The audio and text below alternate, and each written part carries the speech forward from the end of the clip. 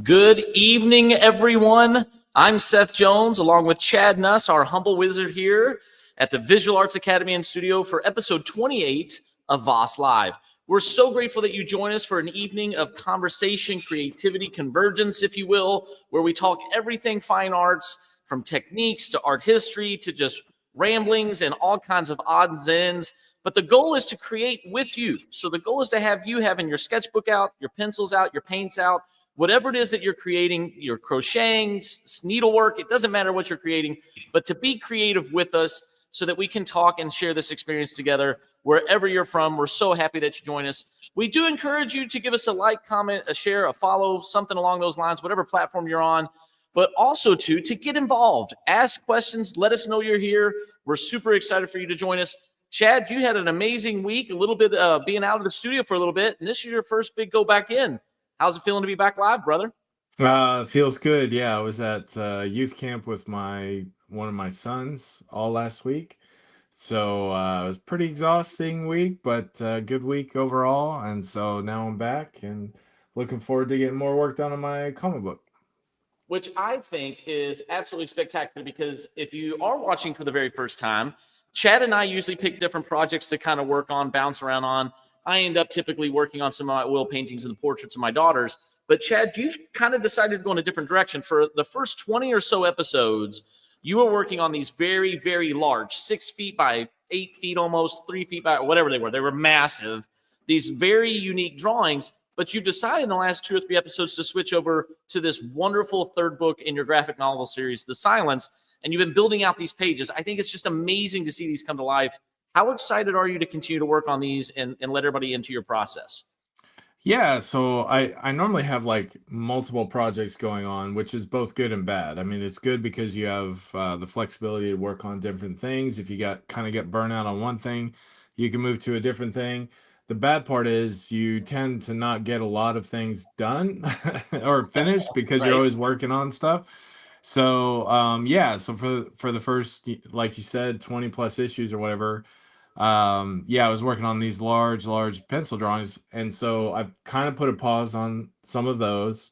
I still plan on going back and finishing them either, off screen or whatever, or during time through the week or whatever. But I thought it would be really interesting to work on my third book, which I've been wanting to do for some time. It's a project I'll start up, I'll work on it for a couple weeks, and then I'll get distracted by another project. And that might happen again here, but my hope is that I'll be able to continue doing this for a while. These books take a very long time. The first 2 books took about a year each to finish.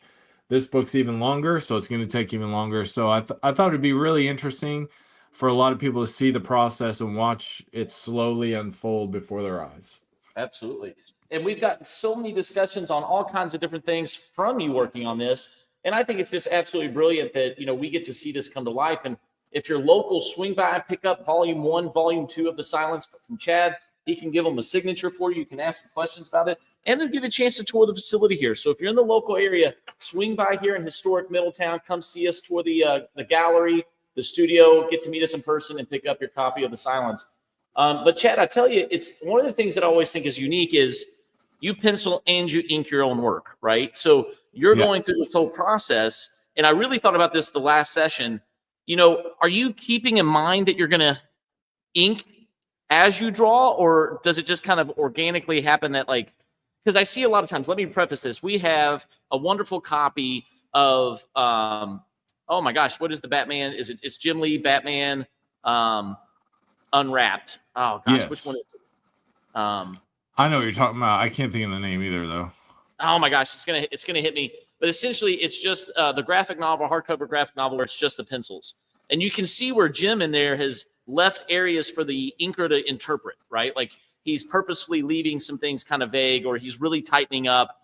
And do you kind of do that for yourself? Do you leave yourself some notes? Do you have an idea of what you're gonna, ink or not ink? How does that kind of work since you do both of them? Yeah, I kind of know where the what's going to happen with the ink, but I do want to finish the pencils so that they look like their own separate work of art. Because when I go in to do the inking, I'll ink on tracing paper, which is a little bit unconventional. Most artists that Yeah. I know of will scan their pencils in, reproduce them in, or print them out in non-reproducible blue ink, and Yep. then ink them that way, or they'll just scan them into a computer and ink them digitally, or they'll just ink right over the pencils. But I don't want to, I like having the pencils as its own separate thing. So, and I like the tracing paper just because it's so versatile. Once I finish that, then I can just photocopy it and it becomes its own piece of work. So yeah, it lets me preserve both the pencil and the ink. And so anyways, to your original question, like if someone else were inking this, where I'm coloring in all this graphite Yep. right now or this black, I would just put X's because they would know, hey, just fill all that in with black. But I like the look of the finished pencil, so I go ahead and fill it in with pencil.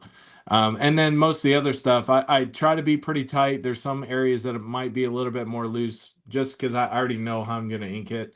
But overall, I'm going for a nice finished, clean page, just because it's its own separate thing.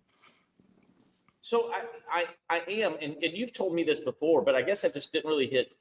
I mean, and we're even fortunate enough here at the studio and the academy to have one of your original pages, your original pencils and inks, which is such a wonderful gift to the studio. But I guess what is the texture like of ink? I've never inked directly onto vellum or tracing paper. Does it change, and how does that feel? Because I've really only ever inked on Bristol board, right? You know, I've only kind of done it on that kind of texture. Is it different? Are you using quills or are you using ink pens, microns? What is your process for inking? Hopefully we'll get to see it here in a number of episodes. Yeah, I do plan to do some inking on our show, but yeah, inking on tracing paper is really nice. I mean, it's got a nice smooth texture on it. It's a little bit more, just slightly more grainy than a really smooth Bristol board, but yeah, it's dries very quickly, so you get very little smudging or whatever you want to say. And then yeah, so I use microns or fine liners. I Yep. usually use the Faber-Castell Pitt pens are Ooh, typically yes. the ones I go with, and then I'll use some of the brush pens with that for larger areas of black. But yeah, that's pretty much the process I go, and then I'll use a whiteout pen for some different effects like stars, or if I need to lighten up a area, you can put little dots in it or whatever, or even fix things. It doesn't pick up when you reproduce it. So yeah. It's that extra little oomph of white, you know, because I used to use acrylic paint. Like I would go in with acrylic paint Yeah. and add in some of those lights because it just gives you that extra oomph. You know, I mean, it does. It just punches it up a whole bunch, and it's brilliant when you see that happen. Yeah. Yeah, for sure.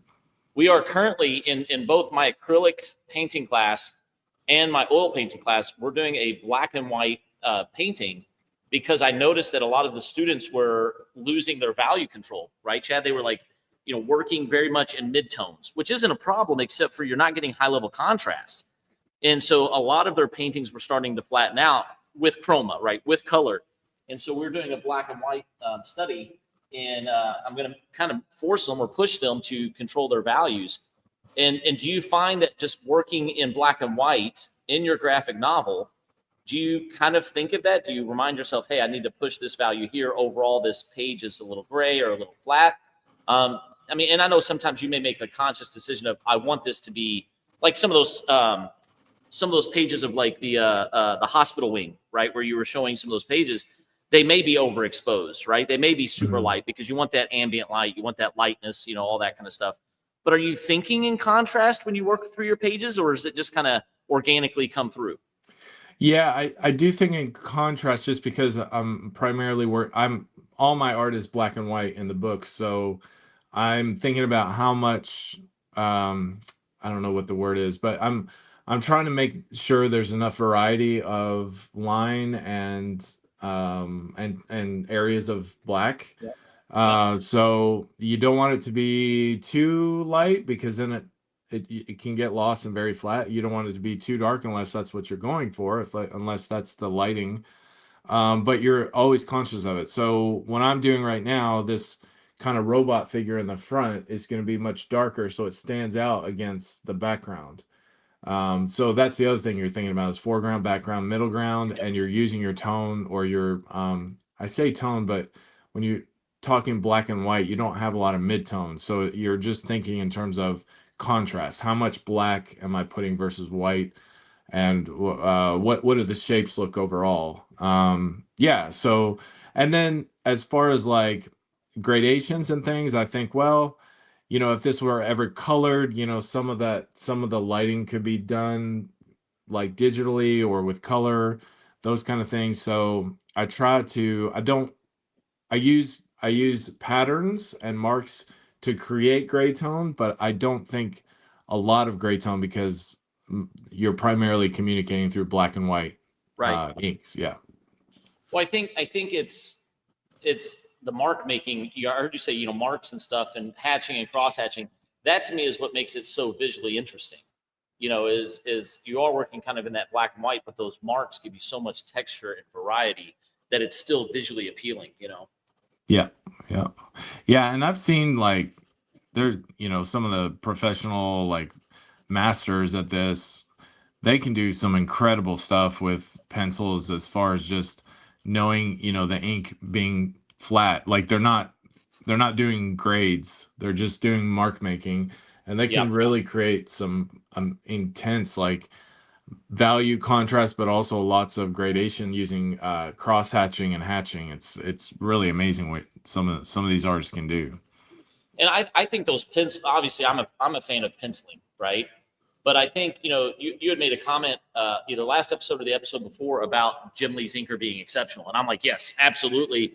And so it's funny. I spent the last couple of days kind of looking at some inking, and I'm just blown away at how they are able to interpret the pencils. Yeah. And then it's amazing to me that they're able to enhance the pencils, even for a lot of the pencilers who are so tight. You know what I mean? It's pretty Yeah. spectacular. Yeah, I mean, inking is its own art altogether because it's not just tracing or copying. It really is interpreting what the Yeah, penciler has done for sure. Yeah, I think it's awesome. yeah, and you can definitely see this when you have like a penciled page and then you have different artists like inking the same piece, and it looks very different between different artists, which just goes to show you that yeah, inking is its own art form, its own means of expression. Well, and we in our comics and cartooning class, we actually do inking practices, right? And you take Mhm. pencils and kind of go through some of that work, and it's interesting to see, to your point, how vastly different the same pencils are interpreted from multiple students using the same tools, right? A lot of the same techniques, and yet their personal sensitivities change up the outcome and the result of what those inkings are. I think it's absolutely fascinating. You could give the same page to 20 different inkers and get just amazing, beautiful things. Yeah, yeah, for sure. We got a few comments here. Thanks for joining, everybody. It's great to see all of you guys. First up, we've got Matt. Matt, great to see you, brother. See you back here. Wow, what progress you guys have made. Absolutely love both pieces. Well, thank you, good sir. We appreciate thank you you. very greatly. We hope that you're creating and doing well also. So it's wonderful to see you there. We've got Deep Pixel R20s back on here. Great to see you. Hi, good evening. Good to see you back. He says, would you be able to take a look at sharing your thoughts? Your feedback would mean a lot. Yes, we will absolutely dive in and take a look. And then here's a new one. Chad, who is your favorite graphic artist and why? Ooh, throwing out a really hot question early on in the episode. Yeah. I love it. So, Chad, who is your favorite graphic artist and why? So when I first started getting into comic books, Jim Lee was a huge influence on me, just because of the way he was able to combine a kind of a cartoon comic style with realism. And so he was able to do things that no one else had done up to that point as far as the style and the look of what he was doing.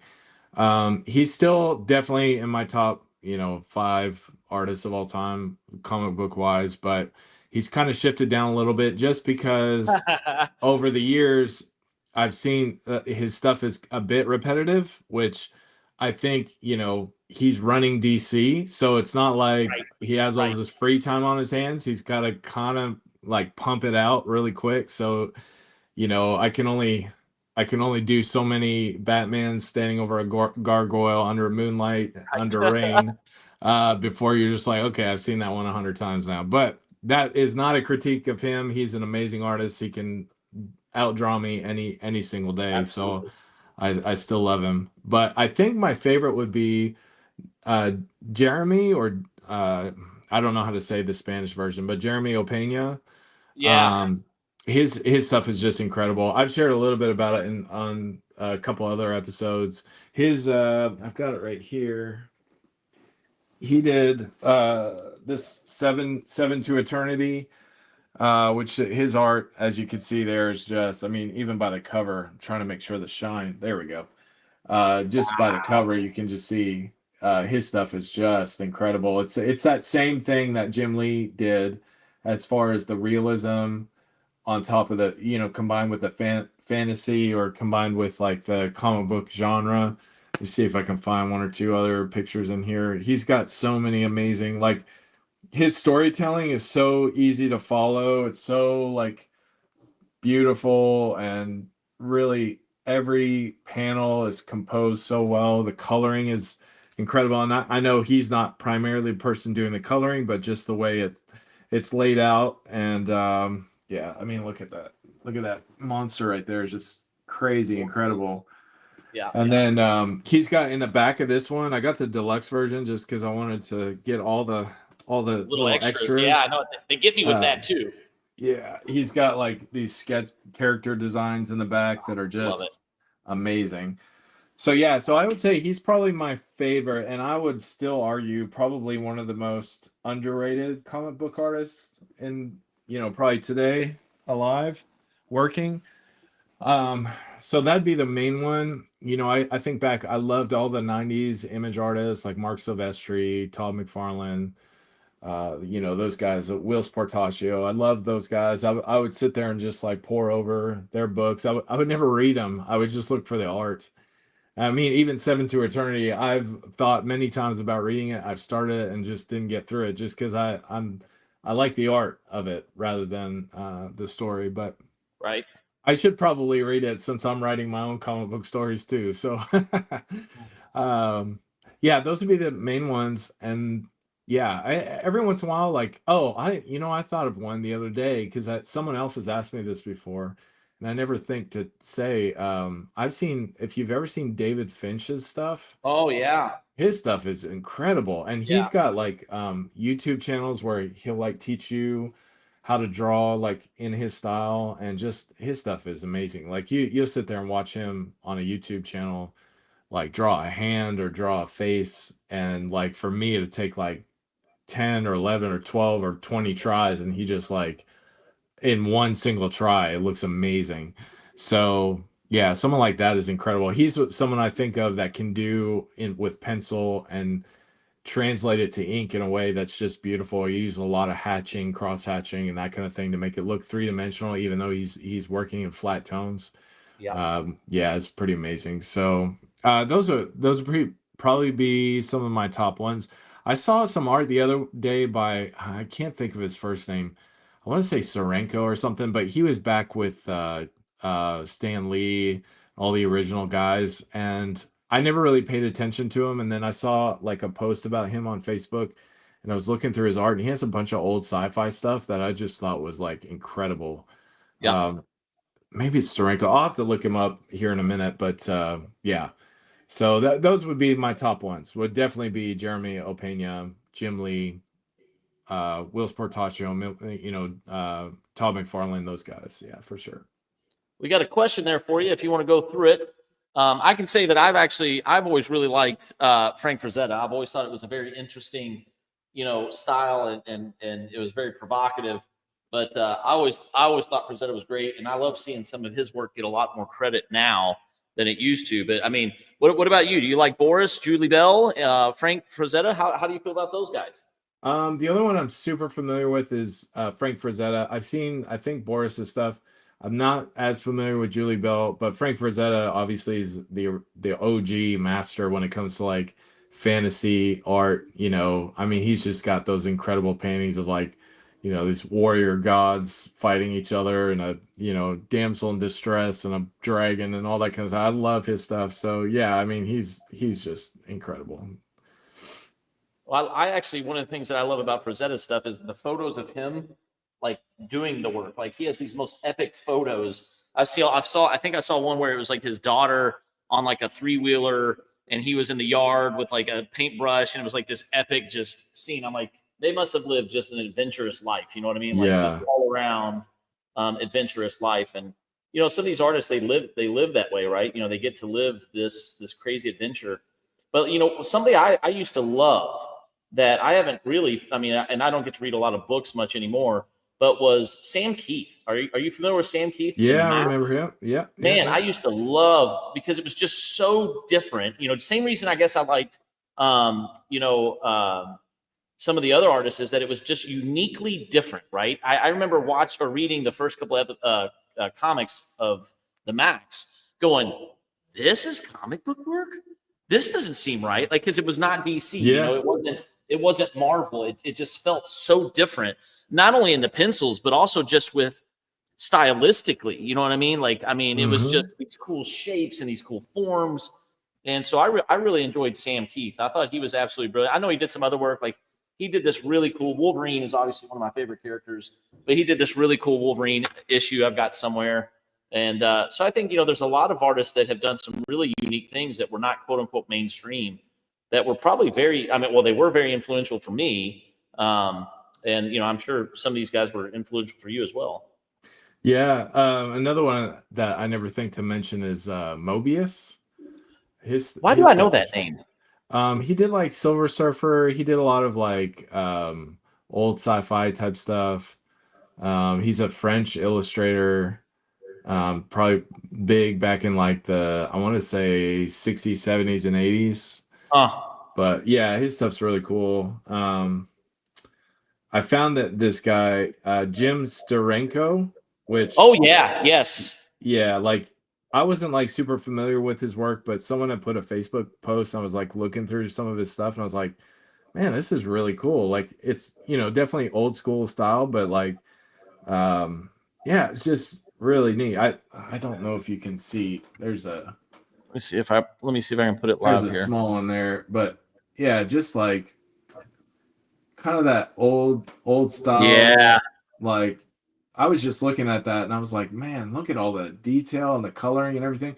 It's not a style that I typically gravitate towards, but I was like, man, that's really beautiful artwork. Like, yeah, it's just really good. It reminds me somewhat of oh gosh, now my mind is gone blank. Who's the I don't know if you're thinking of Kubert, but I used to love the Kubert brothers, Andy and Adam Kubert. And their dad's work was just absolutely amazing. I was thinking more of man, as soon as you say his name, I'm gonna be like, I cannot believe my mind went blank. I mean, he was like the big Marvel guy back in the 60s, 70s, 80s. He had a very unique style. Not Kirby. Yeah, Jack Kirby. Oh, okay, yeah. Yes, he did actually. Yeah, very dynamic. Yeah, just a very unique style. Like, when you see it, it's his. You know what I mean? Like, I agree. And then some of like, he's got some like full page splash that are just like incredible. The amount of detail, the effects and everything, and yeah. So yeah. Anyways, that's good stuff. So I love it. It is good stuff. And as my wife would say, that is the long answer, right? And the long answer is. There you go. We've got Matt appreciating Jack Kirby as well. Yeah, I mean, he's just so well thought of. There's always that debate back and forth between he and Stan Lee, of who created what because of the way that the Marvel method was, But I mean, if nothing else, Jack Kirby was just an exceptional artist. And I think one of the things that I love about it's not often talked about. The characters are often talked about. But to your point, his compositions and his layouts and his ability to tell a story visually was just, absurd, right? Just unbelievably wonderful. And especially when you think about how fast they were turning these books out. I still can't get over how quick he was at what he was able to do. I mean, it was unbelievable. Yeah, I just don't have the patience for it. Like, you know, us sitting here drawing, talking for 2 hours, I love that. But you know, if I'm by myself and I'm sitting there drawing, I can't do it like that. I mean, I can draw for a while, but I end up like I get distracted. I'll start watching a movie and just have a movie in the background, start drawing, and next thing I know, I'm sitting there watching the movie rather than drawing. So, See, I do pretty good. Like I don't get that easily distracted, especially that's usually when I put on a movie that I've seen a number of times, you know, yeah, where like I can just kind of let it play. It almost becomes like an audiobook at that yeah, time. You know, I yeah. usually only look up when like my favorite parts, like the Battle of Helm's Deep, whenever that comes on, you know, I'm like, Oh, oh, yeah, okay, I'm gonna stop drawing for a little bit, you know, yeah. and you know, watch Legolas, you know, and Gimli do their thing, and you know, the budding friendship, or I don't know. I watch a ton of just old movies too, just things that maybe aren't as loud and quick. You know, they're a little bit slower pace, and that doesn't distract me as much. But I love having movies and stuff on the background.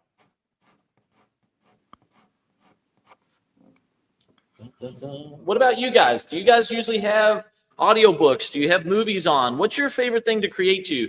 Do you listen to music? I listen to a lot of music when I create, especially here in the studio. Most of our classes, whenever we have a chance, we put on some kind of music, and we let everybody kind of, you know, just I guess the new thing of terminology would be vibe out, right? You know, and have a good time with it and just listen. But what do you guys create with? Do you put on movies? Do you like it silent? I have one student who always comes to me and he goes, can we please keep it quiet? I like to work quietly. And I always go, absolutely. We'll figure out the best way to make it happen for you. But I'm just curious, because we talked about one time music being an igniter of creativity. I think we did that with Thomas when Thomas was on. You know, I do think music is an igniter of creativity, but what do you think, Chad? Is you mentioned sometimes it distracts you and pulls you away. So is it helpful or is it hurtful? Or both? I think music is more helpful than having like a show on or something like that for me personally. So it lets me focus on more. I like to torture my students and put on Italian opera and then sing to them in the worst possible voice as they're drawing. So that's always a lot of fun. Or sometimes I'll put on a Disney soundtrack or something, especially with the older teenagers that don't like Disney anymore. So I love to do that. But for myself, I love putting on a soundtrack and just kind of let my mind go while I draw, for sure. Yeah. Well, even for our live sessions, you know, we do clothed figure drawing on Thursday evenings. And even on there, we put on some pretty epic music. And I think it helps. I think it's fun to have that music going while you're creating, you know, especially if it's got that really good energy to it, you know? Yeah, and some of that is like a cultural thing too, because I think some people just are uncomfortable with silence when they're around other people. I So think so. it does help kind of break up that little monotony while people are like so focused on drawing and not talking. So I would agree with that. I would agree with that. Well, you know what? One of the things that we didn't talk about if we had goals today. that's true. You've let us down. I have. Well, I'll tell you what my goal is. I really want to get this pillow done. If I can get this pillow close to done, I don't know if I'll get it entirely done, but if I can get this pillow close to done, I will feel pretty successful this evening, because I really want to hone in on making sure that her head feels weighted into this pillow, right? Mm. And so I've got to get some values surrounding her head, because and this is something I was talking about. I'm going to see if I can explain this in a drawing class. Yes, she has hair on her head, right, Chad? And that hair feels light and fluffy because it's wispy. But the challenge is the hair is attached to the cranium. And so the Yep. cranium has to have mass and volume before you can have the light, airy nature of the hair, right? And Yep. so I really want to ensure that I get the volume of the cranium and the head and the weight into this pillow. I think that's crucial for this painting.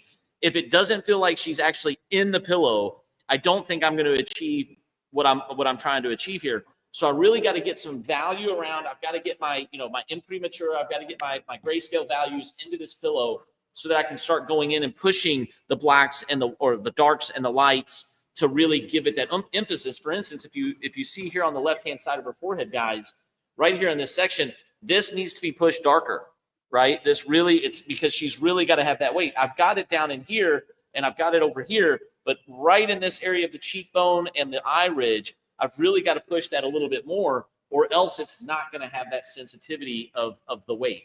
And so if I can get my pillow pretty close to done, or pretty well blocked in and dropped in on the grays, I'll feel like I had a great success today. Nice.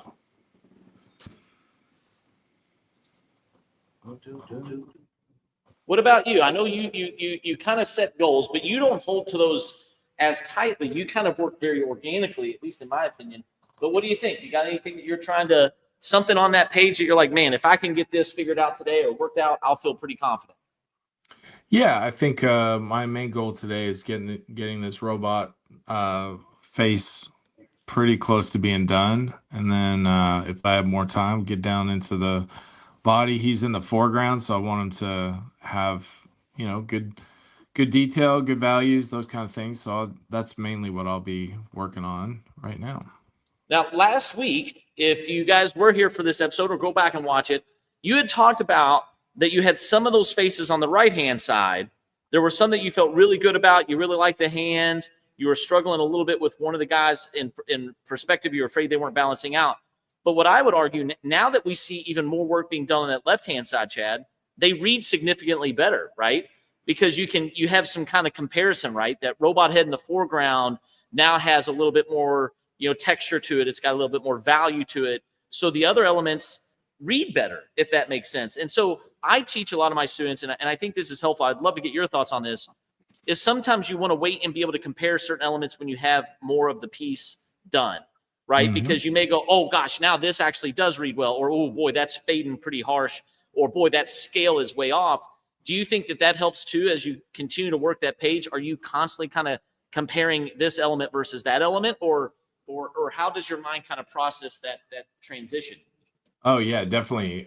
Because you know that, yeah, things will, it's just like in painting, when you put 2 colors down or 3 colors down, they affect each other. It's the same Absolutely. Thing with pencil drawing or with the comic book drawing, that the amount of lines that you put in one area will affect how your eye reads another area. So these faces in the background at one time didn't seem detailed enough. So I went back in. I had a little bit of time this week, not very much at all, but I went back in and added some more detail. Now that I put in detail in this foreground, that might be too much detail. Then I might have to go back to the background and kind of tone it down a little bit, because if everything has all this detail, it's just going to flatten out. So yeah, I'm constantly comparing between each part that I finish. And I do have the tendency to finish an area and then work onto another. There's pros and cons of that. Some artists like to just work in layers, so they'll put in all the you know, initial kind of layer, all the sketching and all that, and then they'll finish all the sketching, and then they'll add details over the whole page rather than just one area at a time. I like to do one area at a time. I like the way that has a feeling of accomplishment. So I can look at one area and say, well, that's about done, so I can move on to another area. That's not always the best method, but everyone's different. Everyone has a different way of doing things. So I agree. I like to, we have one student, hopefully he's jumping on at some point, but you know, he's incredibly talented. Brendan's incredibly talented, but I like to tell him, like, hey, if you're getting stuck on a spot, bounce around, right? Like, there's nothing wrong completing a piece one side, but it does help to bounce around, especially if you're getting stuck on something, right? Don't continue to beat your head on the hammer. You know, if you're stuck on a hand, go do something else, and then maybe you'll come back with a fresh look. And it's good to bounce from piece to piece or segment to segment. I think that's incredibly helpful. If you do find that you're kind of getting stuck in some areas, don't be afraid to bounce around that piece.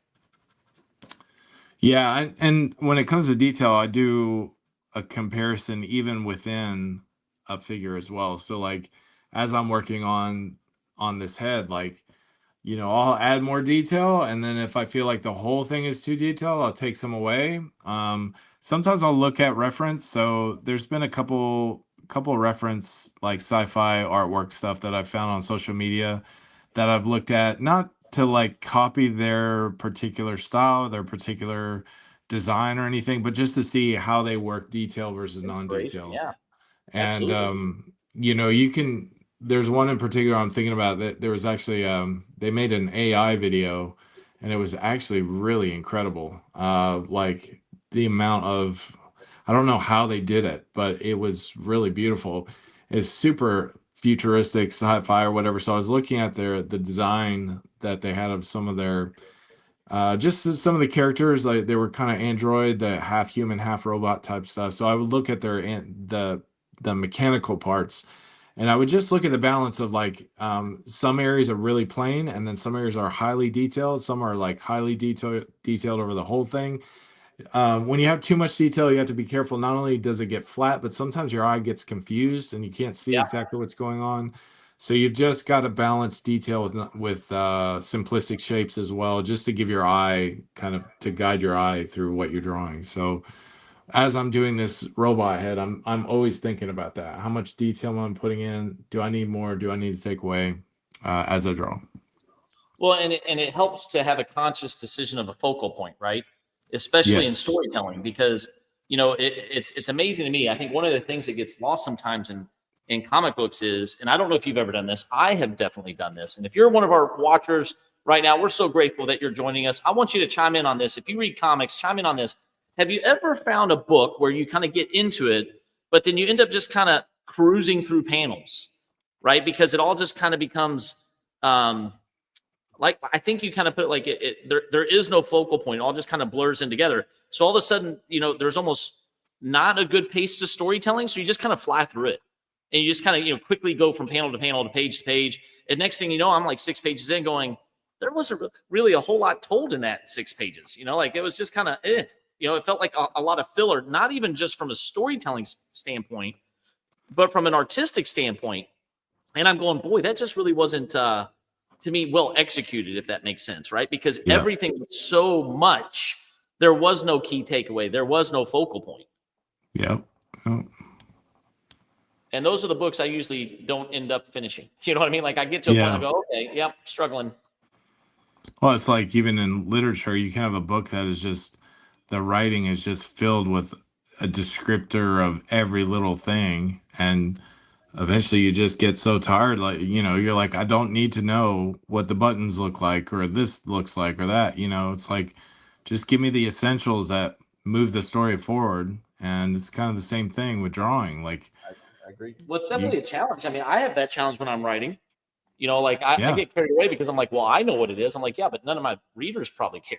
Like yeah, yeah, but you get carried away, and so you gotta know. Just like when we talk about an art, you got to pick and choose, as you were saying. yeah. Yeah, I wrote, I want to say about a year ago, maybe 2 years ago, I wrote a short story based on, I took my kids to Mammoth Cave. And so I came up with this, like, kind of like a horror story or whatever. And I really laid on the description very thick. I like every little thing or whatever. And I was so proud of that story. And so I had my family read it, and friends read it and everything, and I knew they would give me an honest feedback. And the consistent thing was, you've told us everything, like leave something to the imagination. Yeah. Like, it's too much, like I'm just getting bogged down in all these details. And they're like, the description is beautiful, it's just too much, there's just too Yeah. much here. And it's the same in art. You can have this amazingly complex drawing, but it just becomes overwhelming. I And would agree. so, yeah. We've got Matt over here saying he's with you. He just really looks at the art. Yeah. I'm the same way, man. Yeah, I get people ask me all the time, like, "Oh, have you read this book?" or "What's your favorite graphic novel that you've read?" or whatever. And I'm like, I don't know. I've read very few stories all the way through, which I probably should, but Yeah, yeah. I struggle with that. I have a thought on that actually, and this is, I don't know if we've actually talked about this or not on the live stream. I don't know if it was attributed to Stephen King or not, and I apologize. I don't want to get it wrong, but I remember hearing a famous writer who's known for producing a large volume of work, right? And that's why I always kind of go to Stephen King, because I'm like, I think it was, he's known for his large volume of work. But they made a comment. They're like, I don't really. Oh, I know what it was. and it was a writer who is known for giving their recommendation, right? Like they're always quoted on the backs of books and stuff. And then they come out in an interview and they go, yeah, I don't read other people's work because if I'm reading others people's work, I'm not writing mine. Yeah. And I was like, dang, that is so true. But then the host kind of gave them crap because they're like, but wait a minute, you're like on the back of all these books, like, what do you mean you don't read any of them, Yeah. And, but I still think that that's a really good thought though, because I've kind of gotten to that point where it's like, hey, if I'm going to spend 3 or 4 hours, sitting down, and there's something to be said about digesting and doing that, but I should be spending 3 or 4 hours creating mine. I don't want to, my nieces and nephews know this. This is the saying that I always give. It's okay to consume, but don't be just a consumer, be a creator as well. Yeah. And I found that consuming a lot of other stuff takes away from my ability to create. Yeah, 100%. Yep.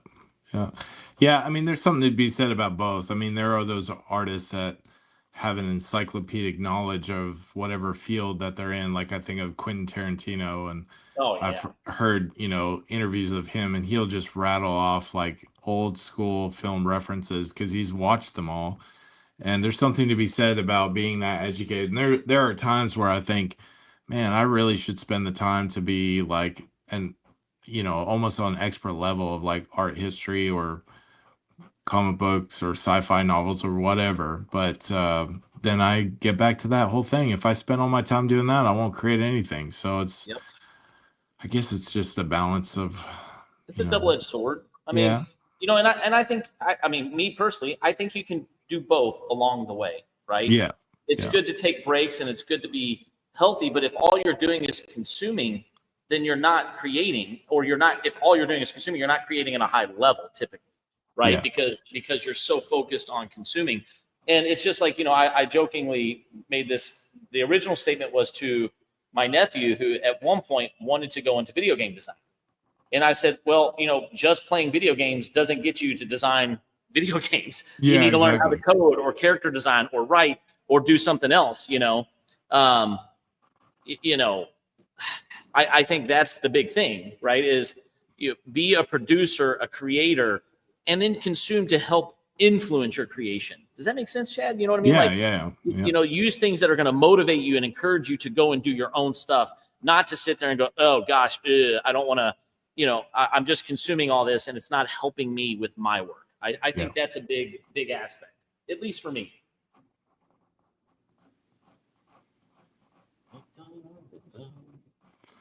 I better get moving if I'm going to try to get this whole pillow done here. I'm doing all right, but I'm not quite where I want to be. I think, Chad, if you don't mind, take a look when you get a second. I'm going to try to drop in some values here. I think we have a comment there in the stream. If you can take a look at it and see it. Yeah, it's from Deep Pixel Art or AI Art. He says, if you could capture a whole story in just one face, what emotion would you choose to paint? Ooh, that's a good question.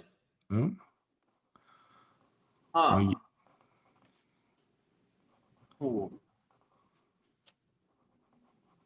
One emotion, I could truly capture it.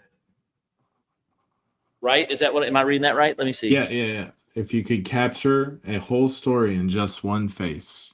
Oh, well, I'm a sap. I have two, and I'm a sap. The first one for me would be love of a child.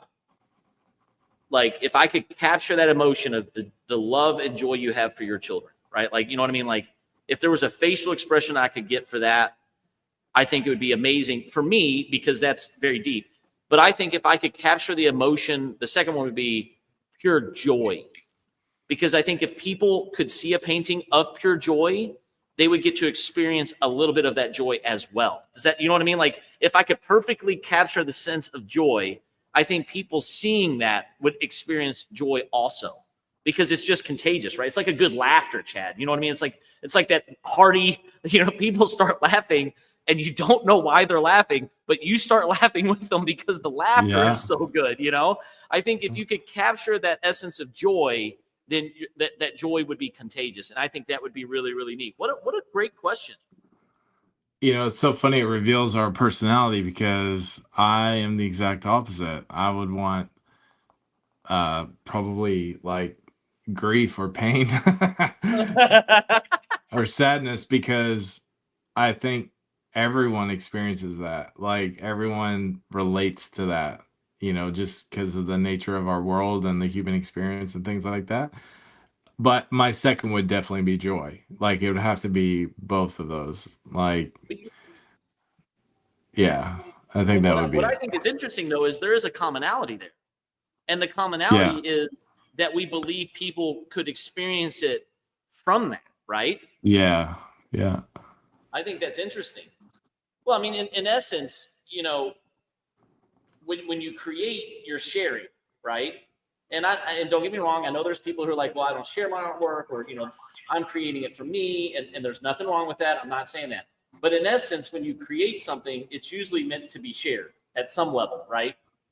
And I think that there's that happiness of being able to share something that's relatable, something that people can understand or look at and relate to.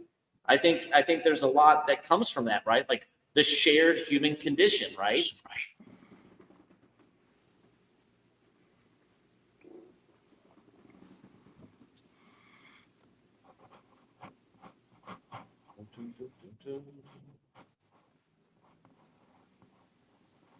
Our viewers can tell when you and I become hyper focused because it gets real quiet.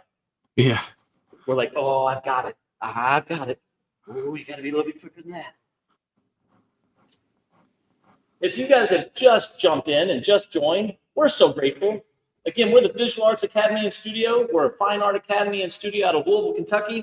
And we're so grateful that you guys are joining us as we create. The whole goal of this is to bring the conversation to creativity, and hopefully you're creating with us. So we hope that you have a pencil, a paper, a sketch pad. We hope that you have a canvas or any kind of medium, a sculpture, anything that you're working on. The goal is to create with us and alongside of us and ask questions and be part of the growing community that we have here electronically, digitally across the globe. We're so grateful that you're joining us. It's such a joy. Ask questions, get involved. We've had an amazing couple of questions. It's just wonderful to discuss and talk art and create with you guys. And selfishly, it gives Chad and I a chance to create for a while. It gives us 2 hours where we're not teaching and we're getting in here and we're painting. And not only are we doing the things that we love, it hopefully helps us refine our skills for all of our students and gives a little proof to the pudding that the good old teachers can do what they teach. Right, Chad? That's right. Yep.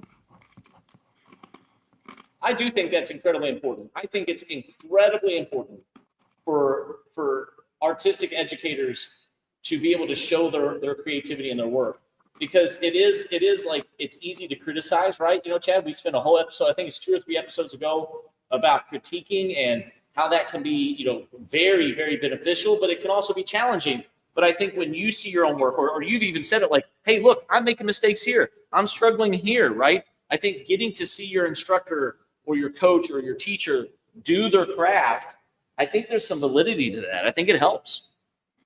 Yeah, that actually happened today in my charcoal class.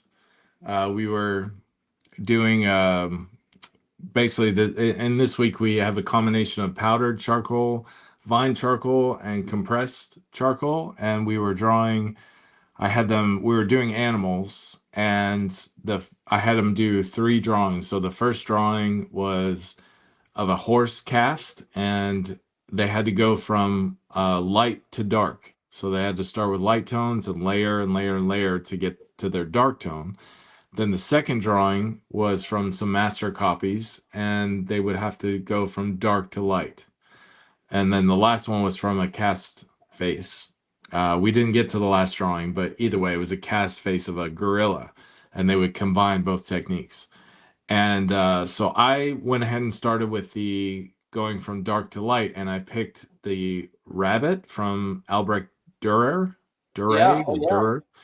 And so I decided my darkest tones would be with liquid charcoal. So I added some linseed oil to the charcoal powder, which makes it almost like ink. You can't erase it. It's you can dilute it just a little bit, but once you put it down, it's down. And so I put some charcoal powder over the whole paper, and then I started putting in one of the eyes and put in the other eye. And it's like if you're drawing with ink, it's once you put your mark down, that's it. And my first try, my the the first eye I did was way too big and it was out of proportion. So I just started over and I did another one and got through the whole thing. And I was able to show my students, like, I made plenty of mistakes in this. This is not something I normally do. But I wanted to do it with you all so you could see that I make mistakes too. And you could see how I recover from those mistakes and what I learned from those mistakes. And it was a really good conversation because I think, especially in our class, the students were really they were really what's the word, they were hindered by the fear of making a mistake. And I was like, don't worry about that, like, it's okay, like you learn from that mistake to get better in the future. So but yeah, I see Matt has a question here. What's your favorite medium to work with, and if you could learn another, what would it be? I'll let you go with that one first. Oh gosh, that's a really tough one for me, Matt. And part of that is because I've been very fortunate to work in a lot of mediums. I feel very, very blessed and lucky to have worked in a lot of mediums. Everything from traditional graphite, charcoals, to acrylics, to oils and watercolors, even sculpture, some plastilina, as well as river clay. I've been able to do ceramic work, with wheel. And even to it, I'm not a master of pastels by any means, but I definitely can still work in pastels. And so I've very much loved working in a variety of mediums, and I feel very fortunate that I get to teach a lot of classes, Chad, that are different mediums. Right, it keeps it fresh for me. Currently, my favorite medium to work in is oil, and I guess it's because I get to work on the portraits, and it stays a little bit wet, a little bit longer for me. I used to work pretty exclusively in acrylics and graphite, but I've shifted over to oil painting now. The one medium that I wish I would have studied more, and I wish I could have gone back in and if we talked about the timing of it all, right, is chalk pastels. I would absolutely have loved to be able to be a chalk pastel painter, because some of the layering and the coloring that you can get with those pastels is just absolutely stunning. Awesome. Yeah, I think for me, I mean, obviously, like, pencil is my go-to, but I think my favorite is charcoal, just because I feel like I'm painting when I'm drawing in charcoal. It makes me be very, like, loose and expressive, but at the same time be able to capture realism. And I just like the results that I get from charcoal. I don't know. I like pencil. I like drawing with pencil, but charcoal just has a different feel to it that I think is my favorite. If I had to spend some time to learn another, my initial thought was oil painting, but as I got to thinking about it more, I think maybe sculpture. Oh, I don't know. I've never really done sculpture a whole lot, but the idea of, like, do it like marble or stone, where you chip it away and you form this thing out of a rock, or even just taking some of the clay and, like, building up a figure or something like that. I think that would be really cool. I think it'd be incredibly difficult, but I think it would be pretty cool to learn. But I want to change my answer now, Chad. I I want my answer to be marble. I want to be able to. I can do. I love additive sculpture, right? Clay sculpture, additive sculpture. I think I want to change my answer. If I could be one of those true masters of stone masonry, not just stone masonry, but stone sculpture. In that marble, yes, I think that would be. You're right. That would take me to a whole different level as an artist, I feel. Yeah, for sure. What a great question. I think we've got another phenomenal question here. He goes, I would love to learn sculpting. Yes, Matt, I think the three of us are in agreement. Sculpture is hyper drawing, right? It's amazing. Go back to our episode with Charles Pate, who's an award-winning sculptor, an award-winning painter. He talked at length, pretty heavily, right, Chad, about how he felt that drawing is closer to sculpture than drawing and painting are close. And I think he did an excellent job of kind of articulating why he felt that way and the pluses and minuses of both. And I tend to agree with him. I think, sculpture is hyper drawing, right? And painting's slightly different. It's got a different kind of feel and a different energy to it. So I agree. I think, I do love sculpting. I have some sculptures that I'm very, very proud of, but they're all additive. They're not subtractive. And I would love to learn that as a skill. Yeah, that's great. Next up, man, we are just firing off these questions, guys. You guys are absolutely amazing. I do want to give a quick shout out. We are, just about an hour in. Thank you to everybody joining us. I'm Seth Jones, co-founder and instructor here at the Visual Arts Academy and Studio, and we've got our humble wizard himself, Chad Nuss. He's one of our master draftsman instructors here, and he's just absolutely brilliant. He's kind of a turd sometimes, but we love him anyway. I'm kidding. I'm joking. But we are working together on a lot of different pieces, and we absolutely love it that you get to come and create with us. So thank you for jumping in. Everybody that's on Twitch, X, Instagram, YouTube, Facebook, we're so grateful that you guys joined us. This is episode 28, Chad. We're 28 episodes in, and it's absolutely amazing. We hope that you're creating with us. We hope that you've got some things going. And we've got another really great question from Deep Pixel AI Art, and it's a good one. In your opinion, what speaks louder in storytelling? Facial expression or the way frames are composed? And this is a tricky one because I think it depends on where you're at in your story and what you're doing, because a lot of times faces are incredibly expressive, but you can tell a whole lot just from a compositional layout. And I think composition, in my opinion, a lot of times can trump some storytelling elements. Now, if your page is that of a face, you sure as heck better have a really good facial expression on there, because if that's the focal point and that's what we're staring at for a nice large chunk of your page panel, we've got to make sure that that facial expression is conveying what we want it to convey. So that's a tough one to answer for me, Deep Pixel AI Art, because it just depends on what you're telling and where you're telling it at in your story. Yep. Yeah, I totally agree. I mean, you can have like an amazing drawing of a facial expression, but if it's in a really bad composition, it gets lost. Yeah. And the opposite can be true, where your drawing might not be, your draftsmanship skills might not be where they should be, but if it's like expertly composed, you can make it look beautiful. So I think it's a both and. I think it, and like to Seth's point, it just depends on what you're doing with the story, So yeah, I understand the point in the sense that like facial expressions really do create a lot of emotion, and really, you can really identify with them as the person reading or watching the story. But at the same time, like, a unique composition can create that same emotion. You can tell the same story in like 3 different ways, or a million different ways, just based on composition alone. So I can think of a very specific character that I think embodies this question, and that is the Joker. That is the Joker. Yeah. The Joker's facial expressions are absolutely brilliant, and they tell you so much of what he's feeling as a character and what he's driving and what he's doing, or the insanity that he possesses. But if it was just Joker face after Joker face after Joker face after Joker face, it would become commonplace, right? It would lose its impact. And if you really look at some of the best stories that have involved the Joker, the compositions and layouts and the extra elements, not just the face, make it more impactful, right? It's like a lot of times, to me, think of it this way. A lot of times when the Joker makes a face, Harley Quinn's reaction tends to be what drives home that emotion, right? Or Batman's response to that facial expression. So I think it's a mistake to just think that it's one or the other. And really, it's better to approach it as in conjunction with, right? Is because if you do one of those things well, great. But if you do all of those things well, that's when you have a beautiful page.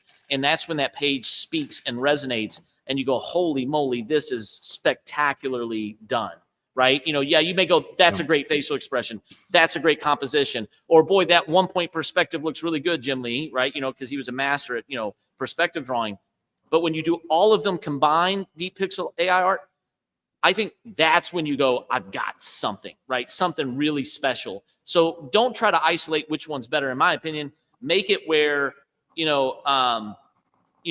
it where it's a conscious decision to do them all well, if that makes sense. Yep, for sure. We've got a couple of other questions, but Chad, we got to give it up here. VFX Time has just joined. Oh, VFX time has okay. just jumped in. Okay. We hope you're doing great. And of course, giving some love right away. Every time you jump on, I just get so happy because you just make us feel so good, VFX time. We thank you so much. We hope you're doing great. We hope you're creating. We hope you're having a great evening. You are always wonderful, and we are so appreciative of everything. You guys make me feel special. Will you make us feel special too? It goes both ways. This is what we're talking about here. That's the sense of community. We're so grateful that you're here and that you've got us going. And he goes, that's what I just said. Yeah, exactly. So we're so grateful for it.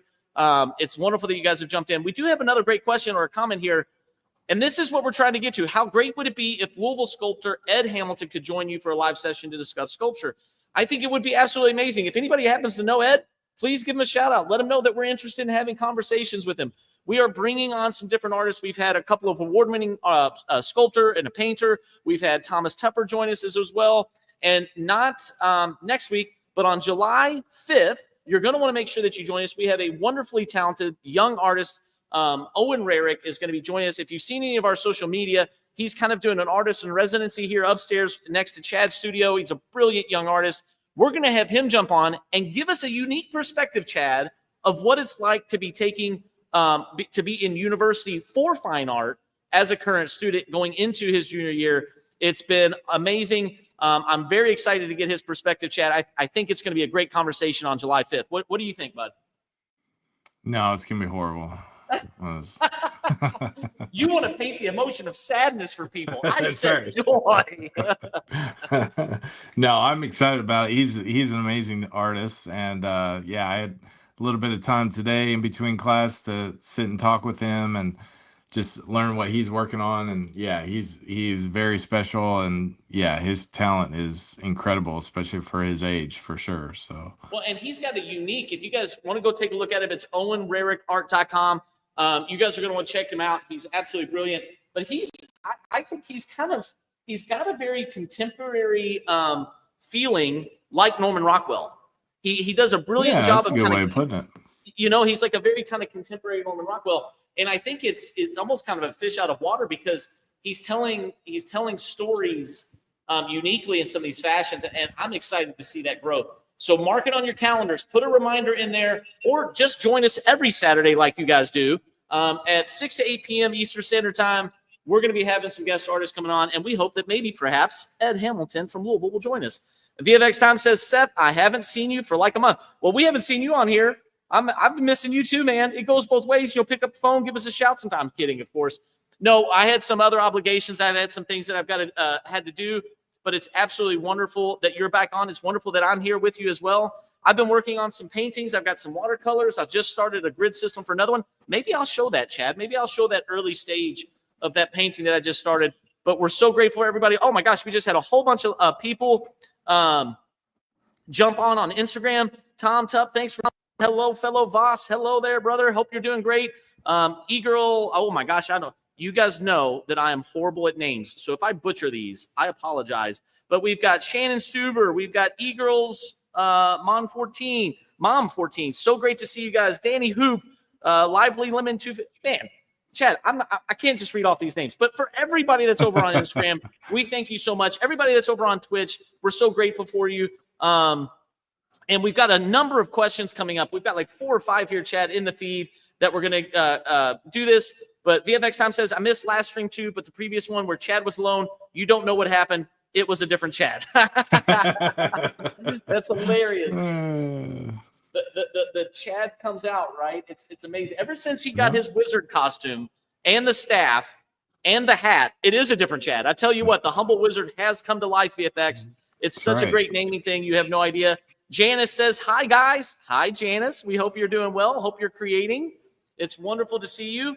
And then we've got another great comment here. Chad, I'm going to let you take this one. I'll read it out for all of our listeners and all of our viewers. Tell me about your art journey and how you got to where you are now. Mine's very long. Yeah, that is a great question. Yeah, so I'll try to be brief, but yeah, so I started drawing as long as I can remember. I mean, since I was, super young, I always remember enjoying drawing. I remember in elementary school always drawing just for fun or whatever.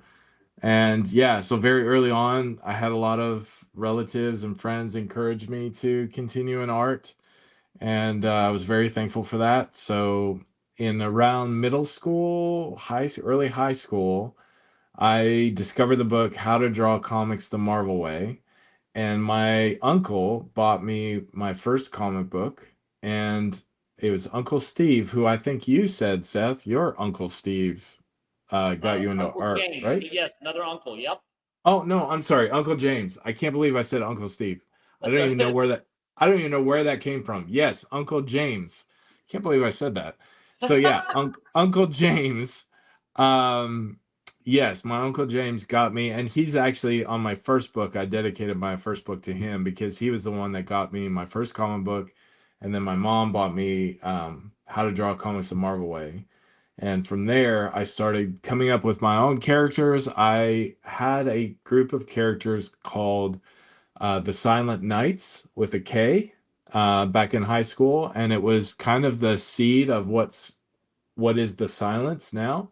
That's awesome. Uh, Characters are a bit different, but I do remember back then. I don't remember all the story, but I do remember I had like a big like main character. His name was Brindle. I had a female character who is blind, which is very similar to the character I have now. I can't remember. Oh, her name was Whisper. That's right. And then I had a third character named Railrun, and Railrun was powered by electricity, and he would like go around the city on their rail system. So nothing like super original or anything like that, but just I think it's wonderful. fun little stories. Yeah. So I didn't create very many comics at that time. I did a few pages, but mainly it was just like pinup drawings of these characters.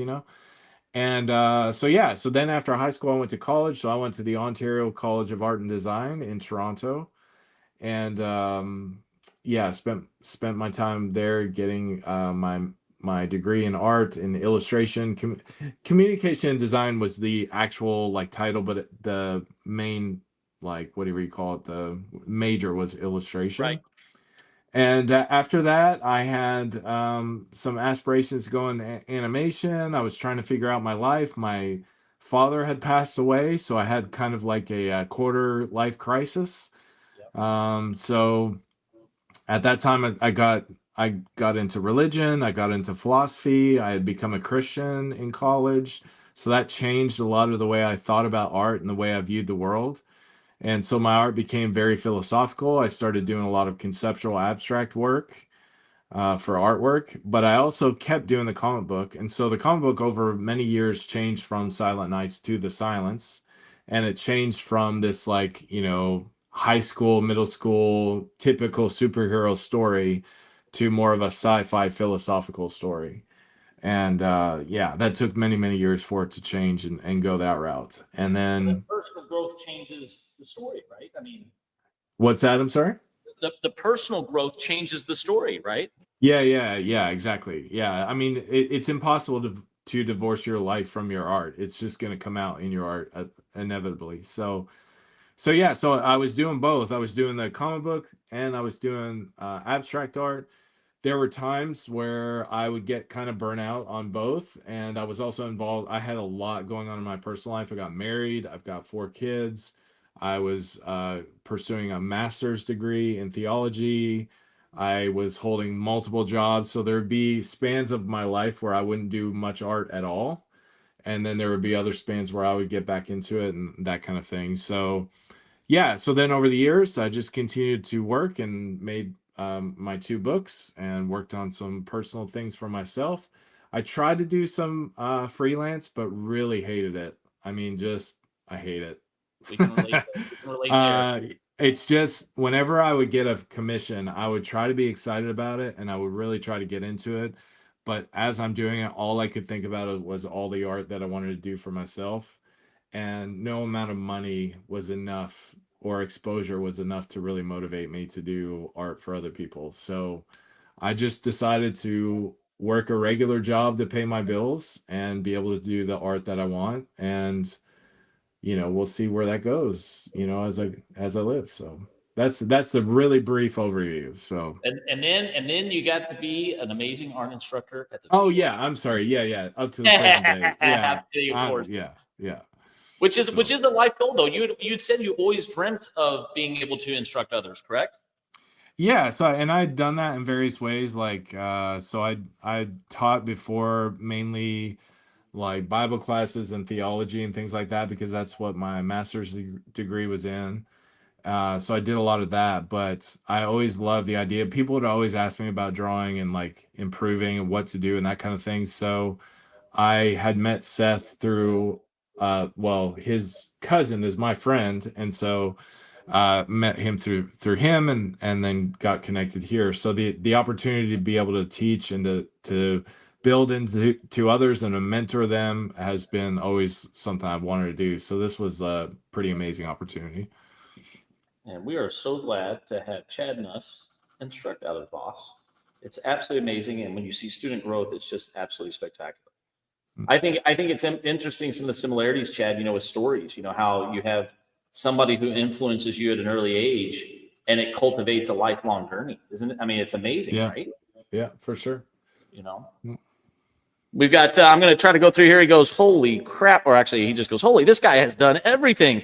It's amazing to hear these shards of Chad's life. He talks so much. Last time he talked a lot. He told us about these amazing books he's making. He talks so much, he just stopped drawing.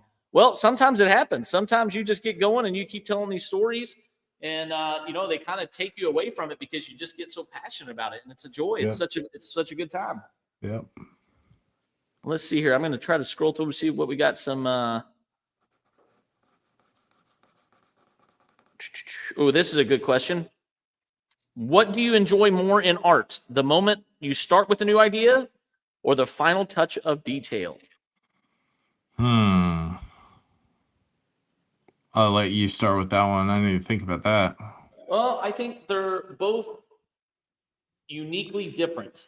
Yeah, I know for it sounds like a roundabout, like hokey answer, but that's a really great question. I tell you what, VFX time, it just comes up with some really great questions, and really drives some good engagement and conversation. To me, they're very different. I think there's an absolute thrill of coming up with the concept, right? Coming up with the concept, or the pre-visualization, right? Getting it out there.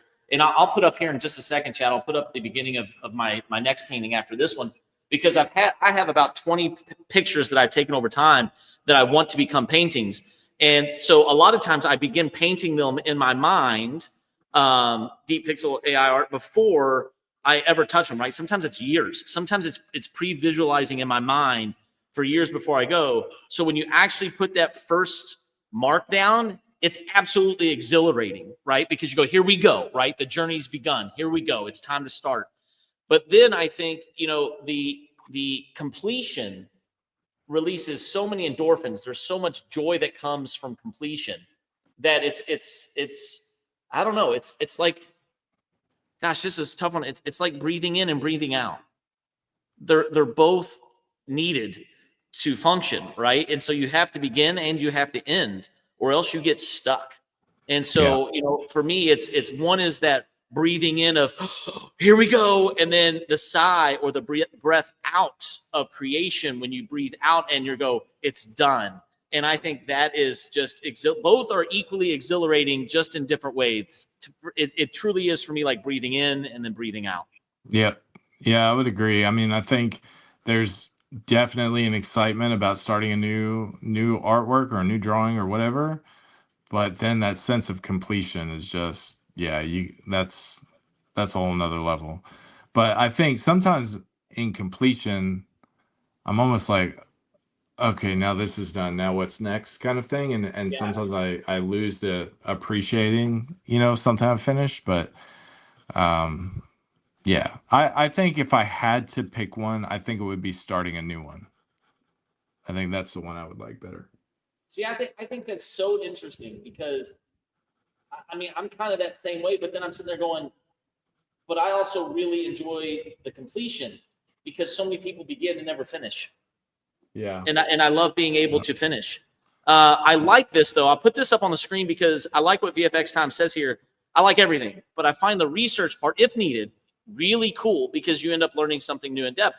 I think that's a whole different approach to the question, really, VFX time. I mean, you're kind of finding nuance in the process, right? So it's not always, what's the old saying? It's not the destination, it's the journey, right? And so VFX time is kind of hinting at, yeah, the first mark is great, the last mark is great, but the journey of it, the knowledge base, the growth, the information building, the research, all of that, the journey itself is equally as exhilarating, right? I mean, the first mark is great, the last mark is great, but sometimes the process of doing it is equally exceptional. And I think there's truth in all of those things. And I think, and to be completely frank, there's some paintings where I'm like, thank goodness this piece is over. Golly, it has been kicking my butt. It has just been so tough. I'm glad this painting is over. And it's more of a release and a relief than it is joyful. You know what I mean? So I think it changes, I think it's a different experience each time, which is wonderful because it should be a unique experience each time, at least to me. What great questions. I don't really want to talk about my creative journey, Chad, because we'll be here all night. I've actually been very fortunate to go on some podcasts and talk about my creative journey before, and so that's always a joy. But it's a little lengthy because, like Chad's, it was a whole lifetime, right? I mean, this has been a lifetime journey for you, Chad. It's been a lifetime journey for myself as well, which is sometimes hard to swallow, really. It's not necessarily imposter syndrome by any means, but sometimes I forget, Chad, that it's been 35, 36, 37 years of practice, of true practice, of formal training, of true practice. And, it's oftentimes forgotten in my eyes that I have been doing this so long. VFX mentioned that sometimes when you go to paint and you're talking, sometimes it's difficult to hear, and I've kind of noticed that as well. That's why there was one time you said something, I was like, what did you say? Because sometimes your voice gets a little bit muffled, just to give you a heads up. I'm so terrible. It's probably because I'm turning away from the microphone. I will probably start wearing the lav mic again. I switched over to the Yeti mic because I had been doing some video recording for the Academy in the studio over here on my tablet. And so I was using the Yeti mic because it hovers right above and it captures really great sound. But I realize now that when I go over here to turn away to paint, I'm probably not capturing my audio. So next week, I apologize. I will go back to the lavalier mic, put it on my chest here so that you guys can hear me. And we'll get that kind of going. So I apologize for that. But thanks for letting us know, VFX Time. We really appreciate it. We've got, let's see here. Chad should have the Yeti. Well, believe it or not, we have one for him. He just hasn't currently used it. He has, but his audio, I think, has been really, really good. But we have a Yeti mic for him as well. I'm like talking right into my iPad. So yeah, if you can't understand me, let me know. But I think you're good. But I mean, maybe it's just the cool factor. It's like the idea of grabbing the microphone and holding it close, and just being like, come listen to my soothing voice. Maybe that's just what it is. Chad's voice is just amazing. But no, it's let's see here. We are getting so many different questions. Matt's got another brilliant one, guys. We're going to put this one up on the screen so you guys can see it. And here it is. Have you ever done plein air? And if so, what was that experience like? Chad, do you want to take that one, or you want me to jump into that one first? Yeah, I can take that one. So you're actually teaching a plein air class. Yeah, so we're going to do a plein air class as a 4-week workshop over the month of July.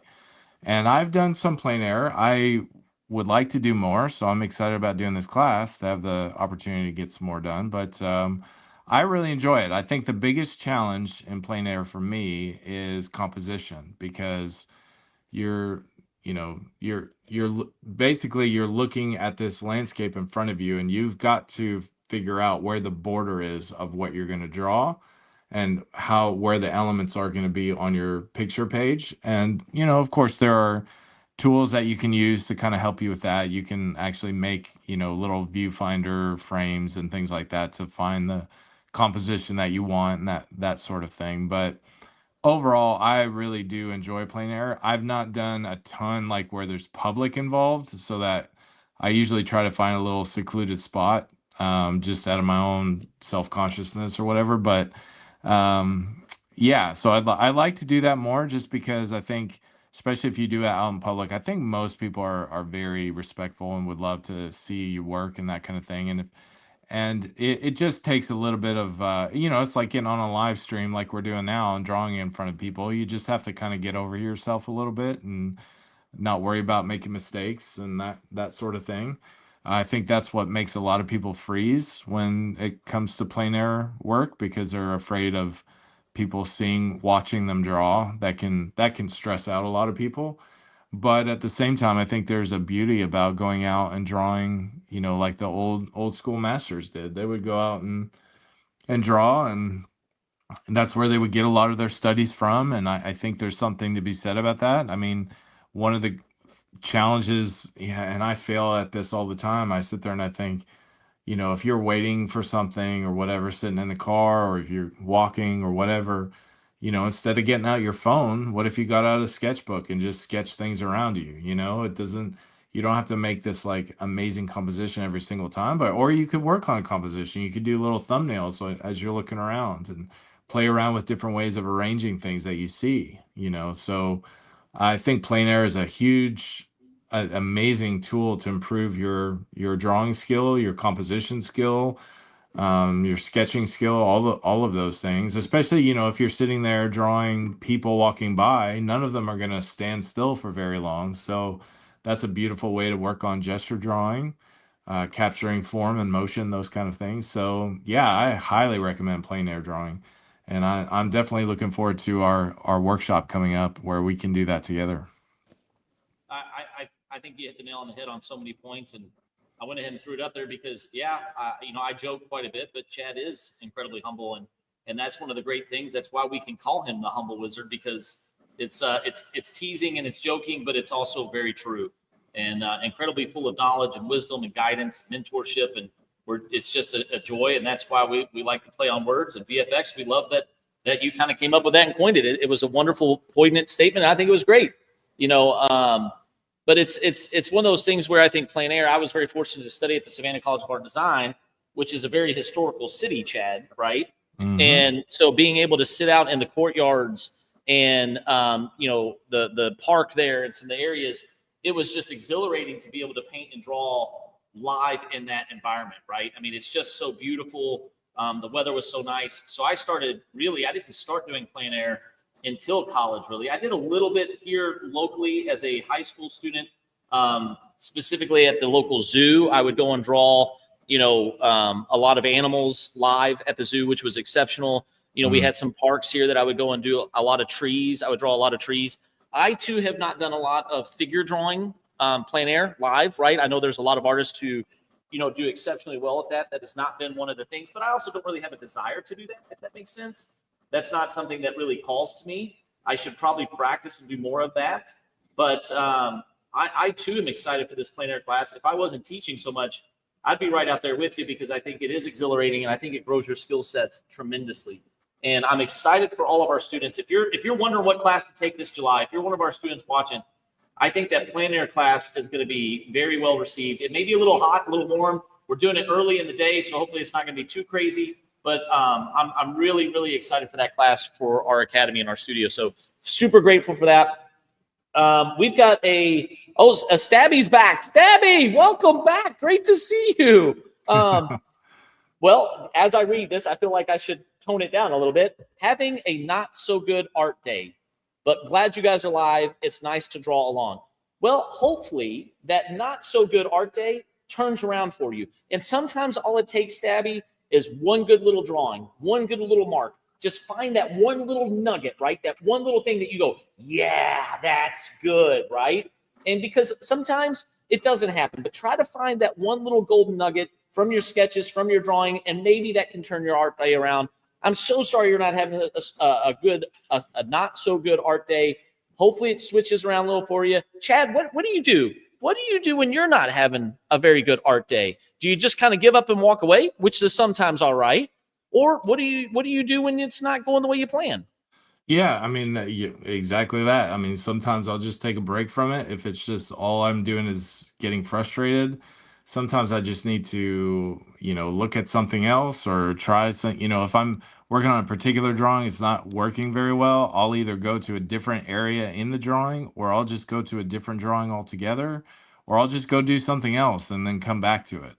And I'll use that time while I'm away to think about the specific part I was working on, not to obsess over it, but just to think of maybe some other solutions to what's going on in that drawing. Maybe, I don't know, example off the top of my head, if I'm doing a figure drawing and for whatever reason the particular arm I'm drawing is not working, I'll just focus on getting the rest of the figure done, and then I can really hone in and focus on that one part. Sometimes like foreshortening is really, really difficult, as just kind of a hypothetical example.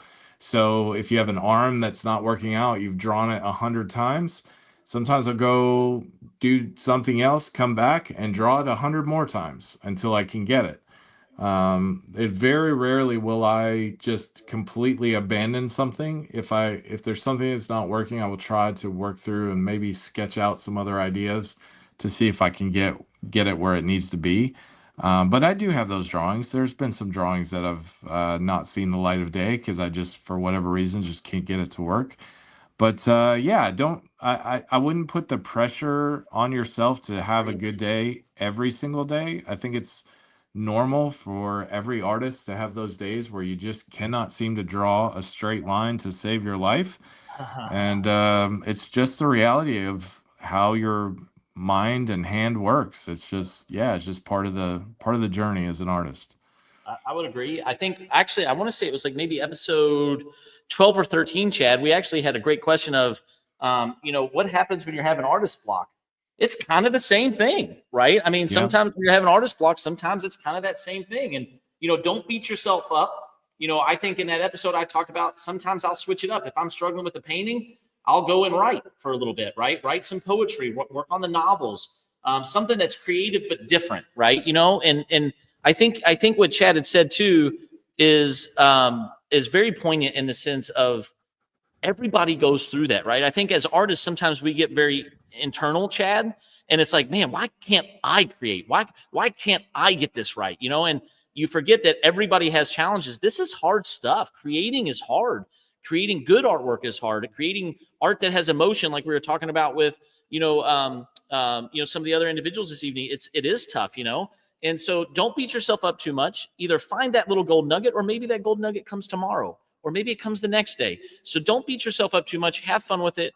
Go with it, because I think you'll find that happiness. And we've got VFX time here dropping another one. He goes, "Forget Gandalf. This is my wizard." I love it. That is awesome. He's our wizard too. We're so happy to have him. And then I think we've got Stabby here. She says, or I apologize if I got this right. All you guys are so sweet and encouraging. Glad to be back. I appreciate all the advice from last time. Screen recorded all of it. Awesome. We're so grateful. We're hoping that It's you have amazing. an amazing experience. Learning some stuff as well. That's the other thing. We are coaches, right? We are instructors. We love to share wisdom if we have it. I think Chad is incredibly full of wisdom. Hopefully I can share a nugget or here too for you guys. We're just so grateful you guys have joined us. It's a wonderful experience to get to paint. We've got another great question from Matt. Man, Matt, you are just like top star contributor. We're so grateful. We've got VFX time. We've got Stabby. We've got all these individuals. We've got quite a few people on here, guys. Wherever you're joining us from, I don't know what country you're in, what region you're in, what time it is. It could be 1 a.m. in your time. We're grateful that you're joining us here on VAAS Live, where creation meets conversation, and we're just happy to have you guys. What is the greatest fear as an artist? Oh, man, Matt's throwing out a deep one here. What is your greatest fear as an artist? I have one reoccurring nightmare, which that you're which that you're which is caught drawing naked or something. actually it's not even that. It's and maybe this is telling. It's that I can't use my hand. And I was an athlete for so many years, and I've had sports injuries. I've broken bones, broken this, broken that. And so I think, Matt, for me, it's not even the greatest fear of like not producing something well or not creating something well. That's not necessarily it. I think my greatest fear as an artist is not being able to create at all. And I think that's something that I do actually have reoccurring nightmares where I'm not able to speak because I do a lot of speaking, Chad, as everybody well knows. And so I think speaking is part of creativity. I love to tell stories verbally. Not being able to type or write, and not being able to paint or draw, that's probably my greatest fear as an artist, is not being able to create at all. And that's something that absolutely terrifies me. Man, that's a hard question to answer. For a lot of artists, the probably the first and biggest one is probably rejection. So whether that's in the classroom, drawing in front of other people, or being up for critique, or if it's a little more sophisticated, or at a different phase of your life where you're trying to submit to a college or a gallery or a organization or whatever, and you don't get the job or you don't get recommended or whatever. Like, I think those are all very real fears as an artist, because as an artist, the thing that you're creating is very much tied to your identity and who you are. It's an expression of who you are. So when someone doesn't like what you've done, it can very easily be taken personally. So it takes a while to get over that, to realize that it's not a personal thing.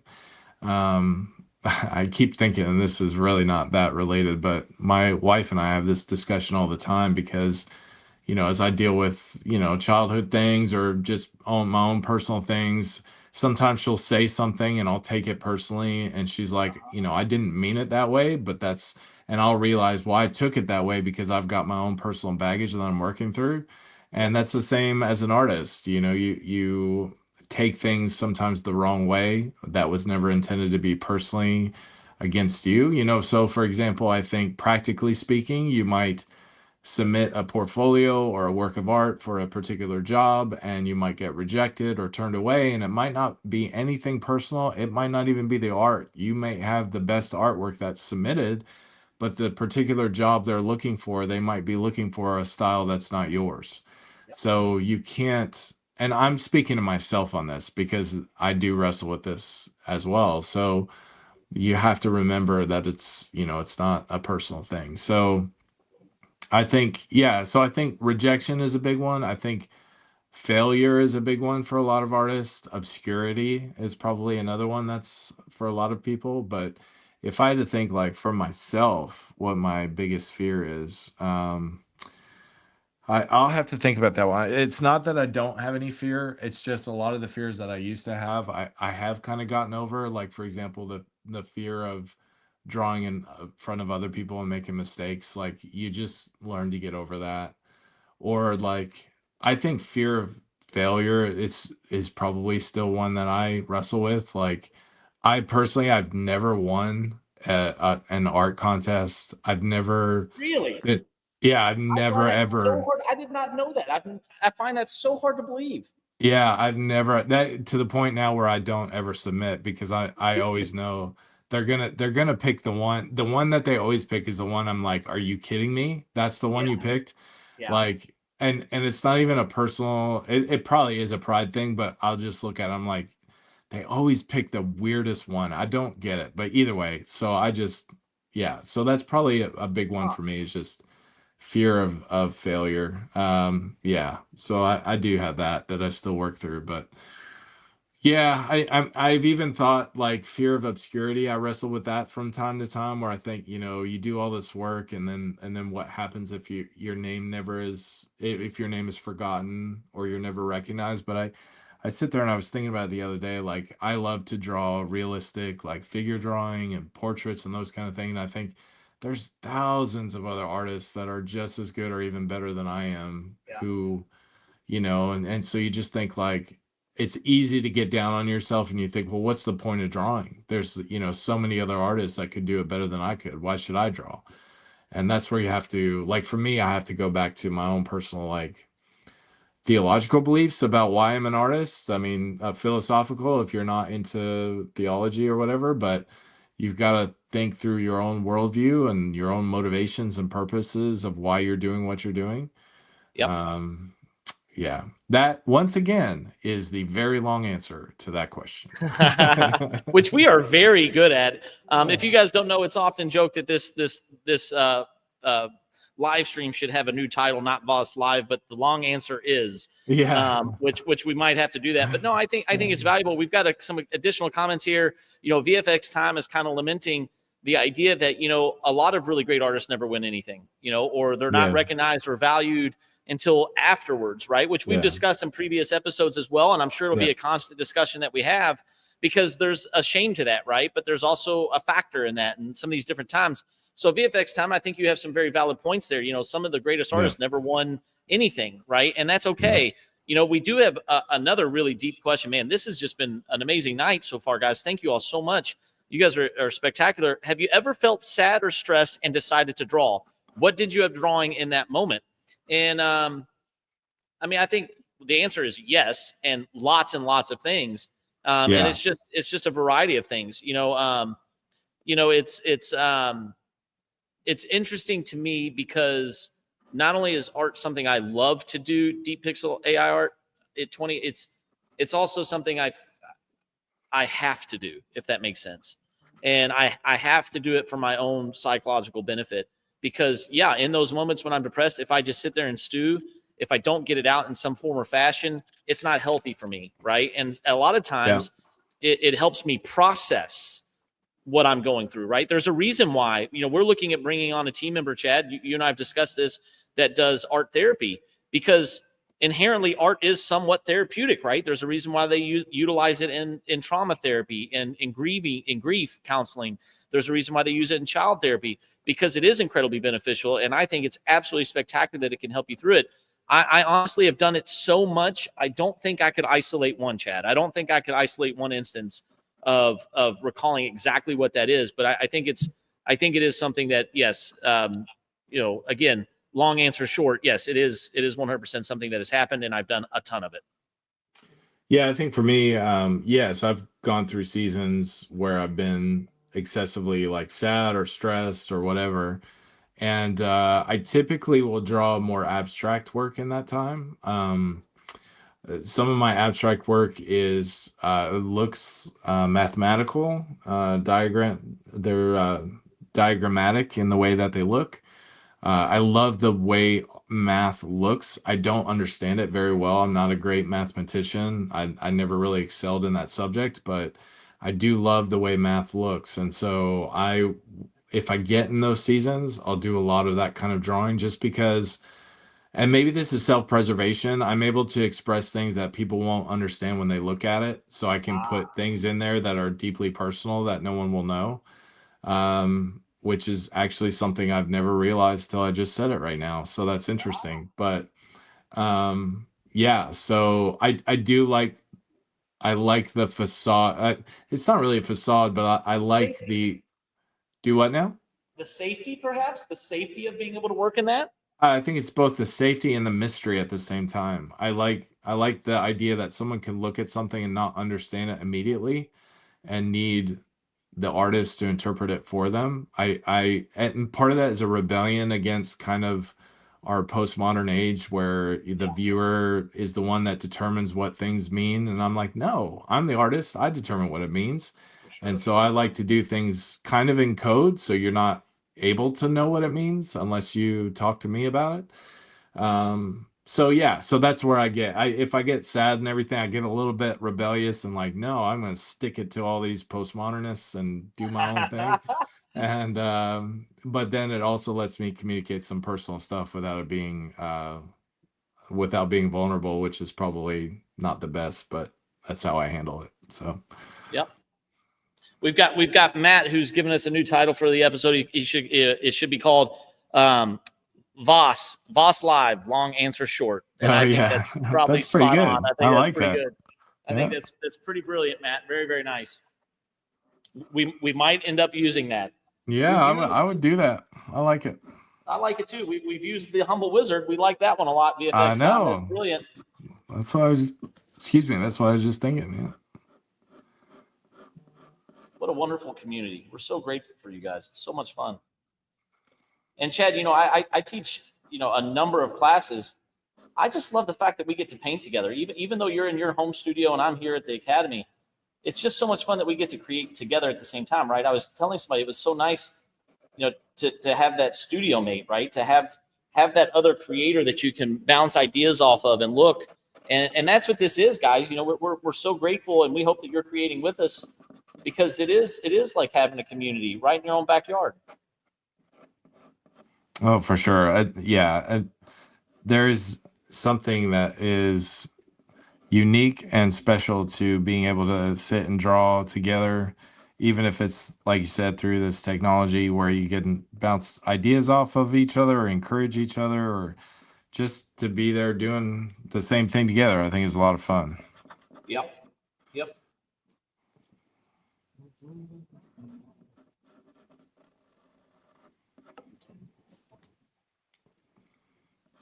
There are times, though, I would say that, especially if I'm coming up with something new or just working through an idea, I do prefer to work alone in those times, because you just need the time to focus. It's hard to like, especially if your brain is working through an issue, it's hard to like socialize while you're in the midst of doing that. But overall, I think I prefer doing this. I look forward to our Saturday nights together doing this thing every week. So yeah, I love doing this.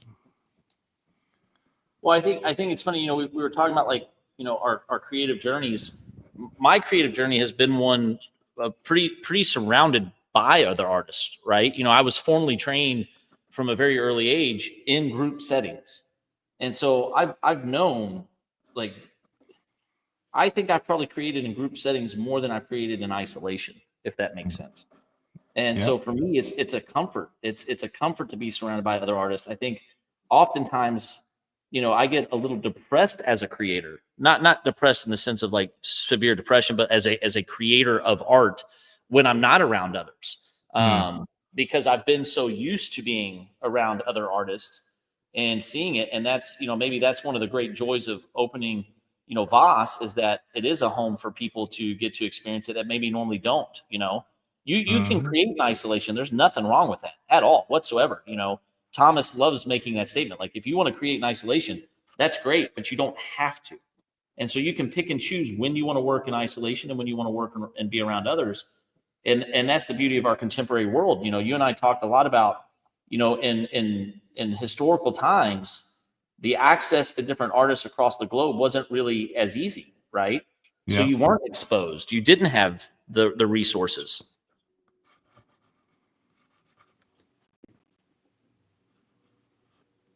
I mean, we've got people from all over the place: Argentina, Japan. I know we've gotten a few Canadians. We've got people from across the United States in different states, and it's amazing that we can communicate the way that we do, Chad. I think it's just absolutely brilliant, and I hope you guys feel that same way. Deep Pixel Art asks, when you see a painting that you like, what's the first thing that catches your eye? The colors, the composition, or the feeling? Ooh,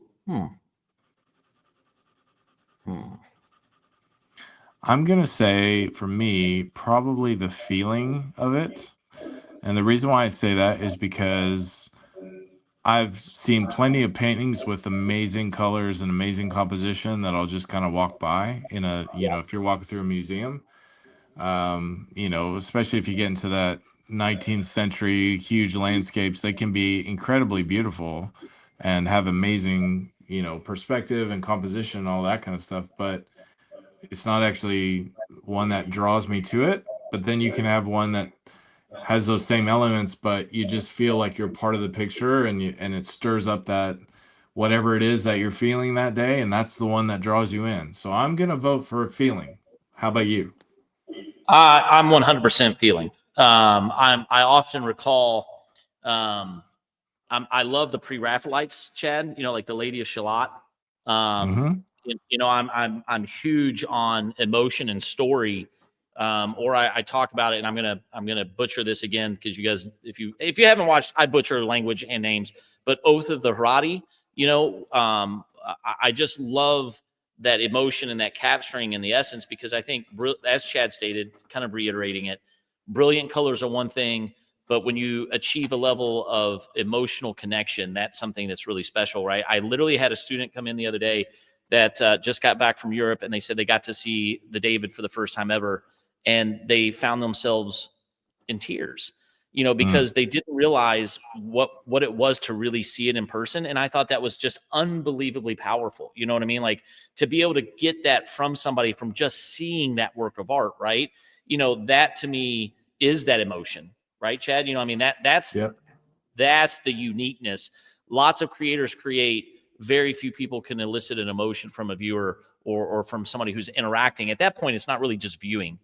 At that point, it's interaction. At that point, you're having a relationship or an experience with that work of art, and you have now achieved something as a creator that's unique.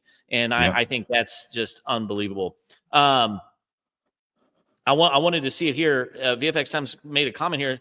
I was actually thinking about it yesterday. Say you are creating something and you want to show it like a movie, and you think I like what I did, but I don't know if the public will like it. And at that point, I thought making it more easy to watch is valid, but making it my way too, right? I hope I explain myself. Oh, yeah. Chad, I'll dive into this one real deep. Yep. I think first and foremost, VFX Time, you need to think about, why are you creating, right? Why are you creating? Are you creating something to be mass produced and easily digestible and seen by everyone? Are you just wanting to create the next, quote unquote, and I don't mean this rudely, the next Marvel movie, right? Are you trying to create that and some of the Marvel movies are exceptional. Don't get me wrong. I love them. But are you just creating something that is meant, as you said in yours, something that is easier to be digested, right? Or more accessible or easy to watch? Or are you doing something that you feel called to do and that you uniquely want to present out there? And I think a lot of times this was some of the greatest wisdom that was ever given to me. And I'm gonna share it with you all. One of the last pieces of advice that was given to me by a great mentor, a great philosopher, and one of the greatest minds I've ever met. I was struggling with my art, VFX Time. I was struggling with my stories and my content. And this individual looked at me and they said, "Do you love it? Are you proud of it?" And I said, "Yes, I am." And they go, "Do you believe that you've put your best effort out at this stage?" And I said, "Yes, I have." And then they go, "Great. Stop worrying if other people will like it, because the world is smaller than you think. And if you love something and if you're proud of something and you've put it out into the universe, into existence, there will be many, many other people that like it as well. And if they don't, it doesn't matter, because your heart says it's worth you doing." And I remember going, because I think that really kind of sums it up, right? And I know there's a lot to kind of unpack there for VFX Time, but I hope that makes sense. The two big takeaways for me were, one, be proud of what you're putting out there because it's true to yourself and you are confident and you feel good in it, and you take pride in a positive way in what you've done. And if you've done that, the world is not bigger than it really is. It is small enough still to where if you enjoy and like something, there are millions of people who will probably like it also. And I think there's so much power in getting that in your mindset so that way you don't get stuck on it.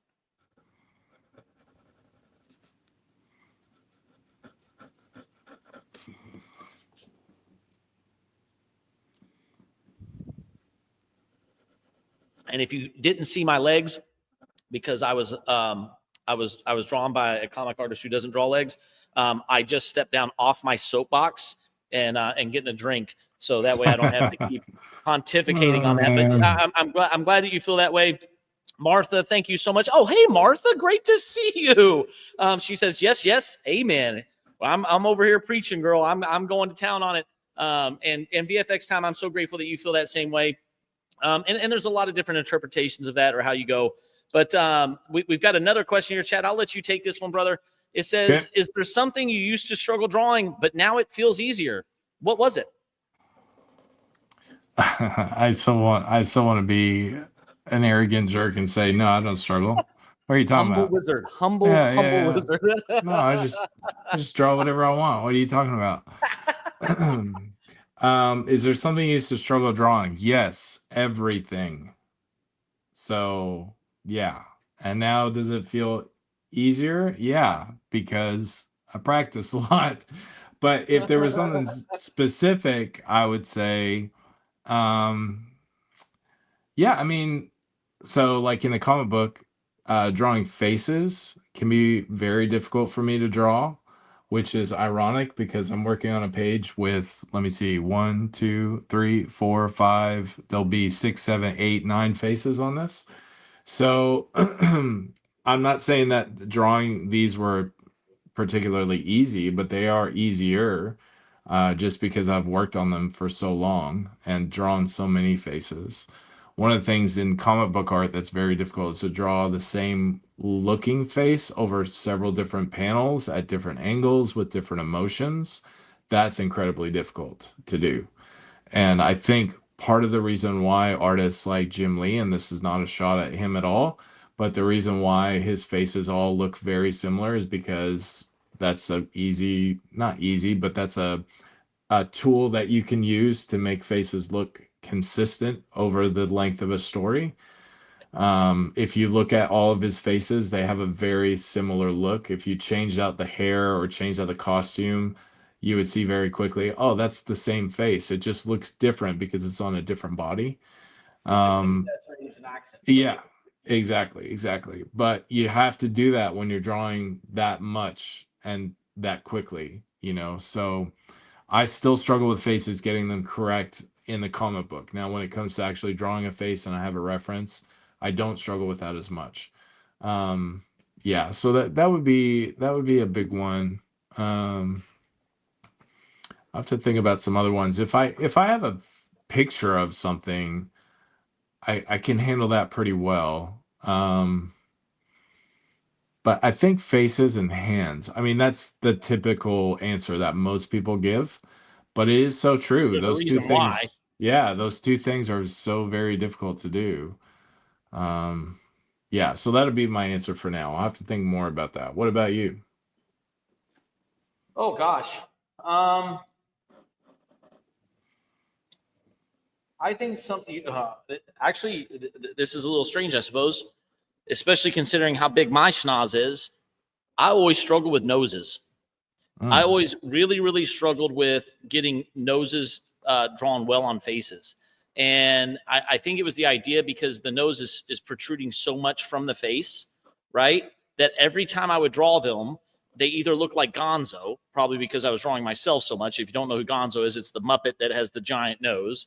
Or B, they would flatten out, right? Especially in a portrait, right? Not a profile, but a portrait.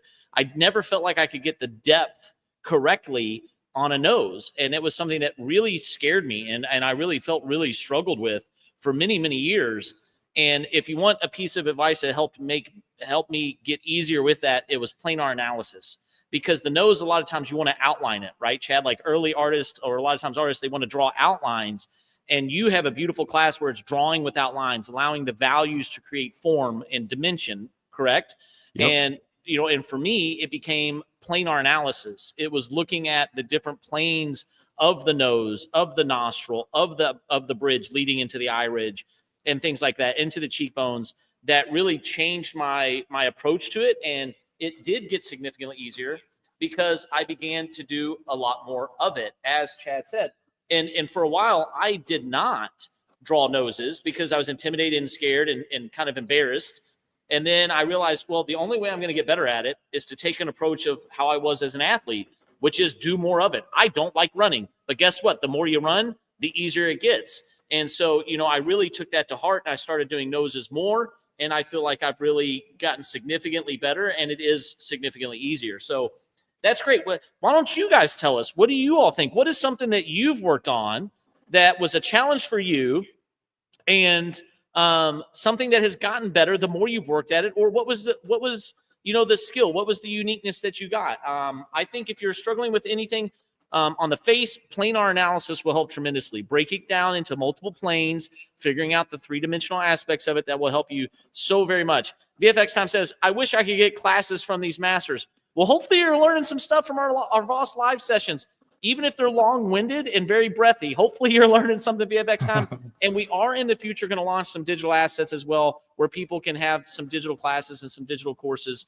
from us also. We understand that if you're not local, you have a sense of community with us, but we want to make that even stronger. So we're going to release some things in the coming future for you guys so that you can take some classes from our Humble Wizard, from myself, and from some of our other instructors as well, so that you guys can really get a sense of learning from this. But hopefully these live streams are helping you. Hopefully you're gaining some knowledge, some skill sets. Stabby, I hope that helped you earlier. When you were struggling with maybe not having a great art day, I hope that you've turned it around, or maybe it's just not a good art day, but tomorrow might be. We're hoping and hanging in there with you. And guys, we're just so grateful that you've joined us this evening. We've got a little bit more time left, but Chad, boy, these 2 hours just go by so quick, don't they? I mean, they just fly by. Yeah. Yeah, I think to go back to that other question about the things that are difficult to draw or whatever, but now feels easier. It's always very interesting in our classes. Typically, I'll ask a student what's their favorite thing to draw and their least favorite thing to draw. Typically, the least favorite thing to draw is the thing that they struggle with drawing.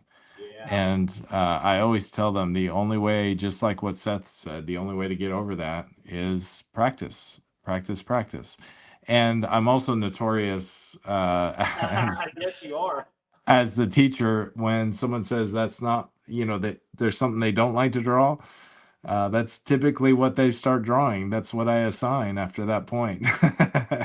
They hate me for it, but they love me long term because that helps them develop in areas that they really struggle with. So, well, and you've said this, and I think this is actually, I mean, Chad, and I mean this with all my heart. You say a lot of really wonderful things, right? And you share a ton of wisdom. But I think one of the things that's actually stuck with me personally is when you made the statement that, when you're home, you tend to draw, because we have a lot of students. Let me preface this. We have a lot of students that often come in and go, oh my gosh, I'm drawing so much better when I'm at home. And when I get in here, it just looks like crap. And I can't seem to get it. And I'm struggling. And this is just blah, blah, blah, blah, blah. And, why is it that I do so much better when I'm at home? And Chad, you stated one time, and you've said it a couple times, because a lot of times when you're at home, you're drawing the things that you want to draw or the things that you can draw well. And so when you come in here and you have an instructor like Chad or myself or Miss Sarah who push you to do things that are outside of your comfort zone, it is challenging. It is tough. But you see improvement. That's when a student comes back after 3 or 4 weeks and goes, I just hit a milestone. Or they come in and they show me a piece of artwork and I'm jumping up and down because you're hitting your stride. Oh my gosh, look at this. This is exceptional. Do you know where you were 8 weeks ago? Look at this. And part of that comes from doing the things that you don't know how to do well, but practicing over and over and getting better. It is something that will get you there. I promise you. You keep going. You're going to get there. I don't know if it's tomorrow or next year or whenever, but if you keep going, you will see that growth. I had a student. She was one of our older students, Chad. I think I've shared this story with you. She literally came to me and she goes, but if I keep doing it, will I get better? And I think, at first you look at that and you go, man, that's kind of an oxymoron, isn't it? That's kind of, of course, if you do it, you're going to get better. But I knew what she meant. Even if I don't have talent, even if I'm struggling, even if this or even if that, am I going to get better, Seth? Tell me I can get better at this. And I looked at her and said, yes, you will. But you already know that. You know that if you do it, you will get better. And she looks at me and she goes, you're right. You're right.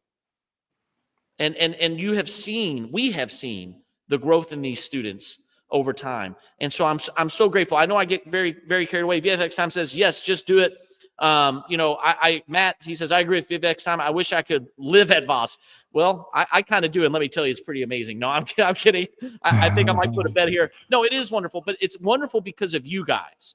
It's wonderful because of the students and the community and people like VFX Time and AI Art and Stabby and Matt and Martha and Patricia and Janice and just all of you all, Tom and Shannon and everybody that's Voice Live. It's because of you guys that it's exceptional.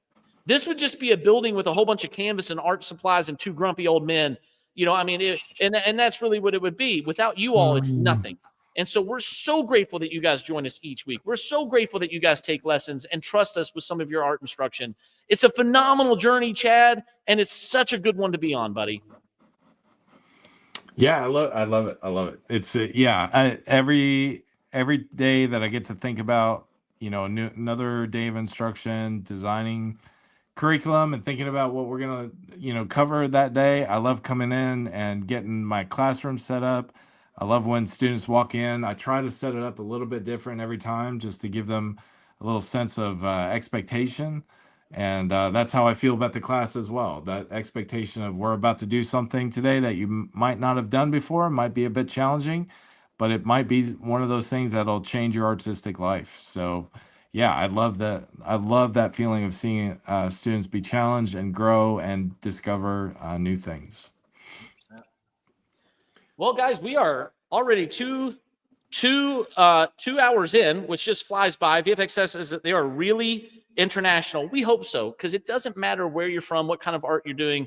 I think we can all learn together. One of our big statements here, one of my personal mottos is "Ancora imparo," which is still we are learning.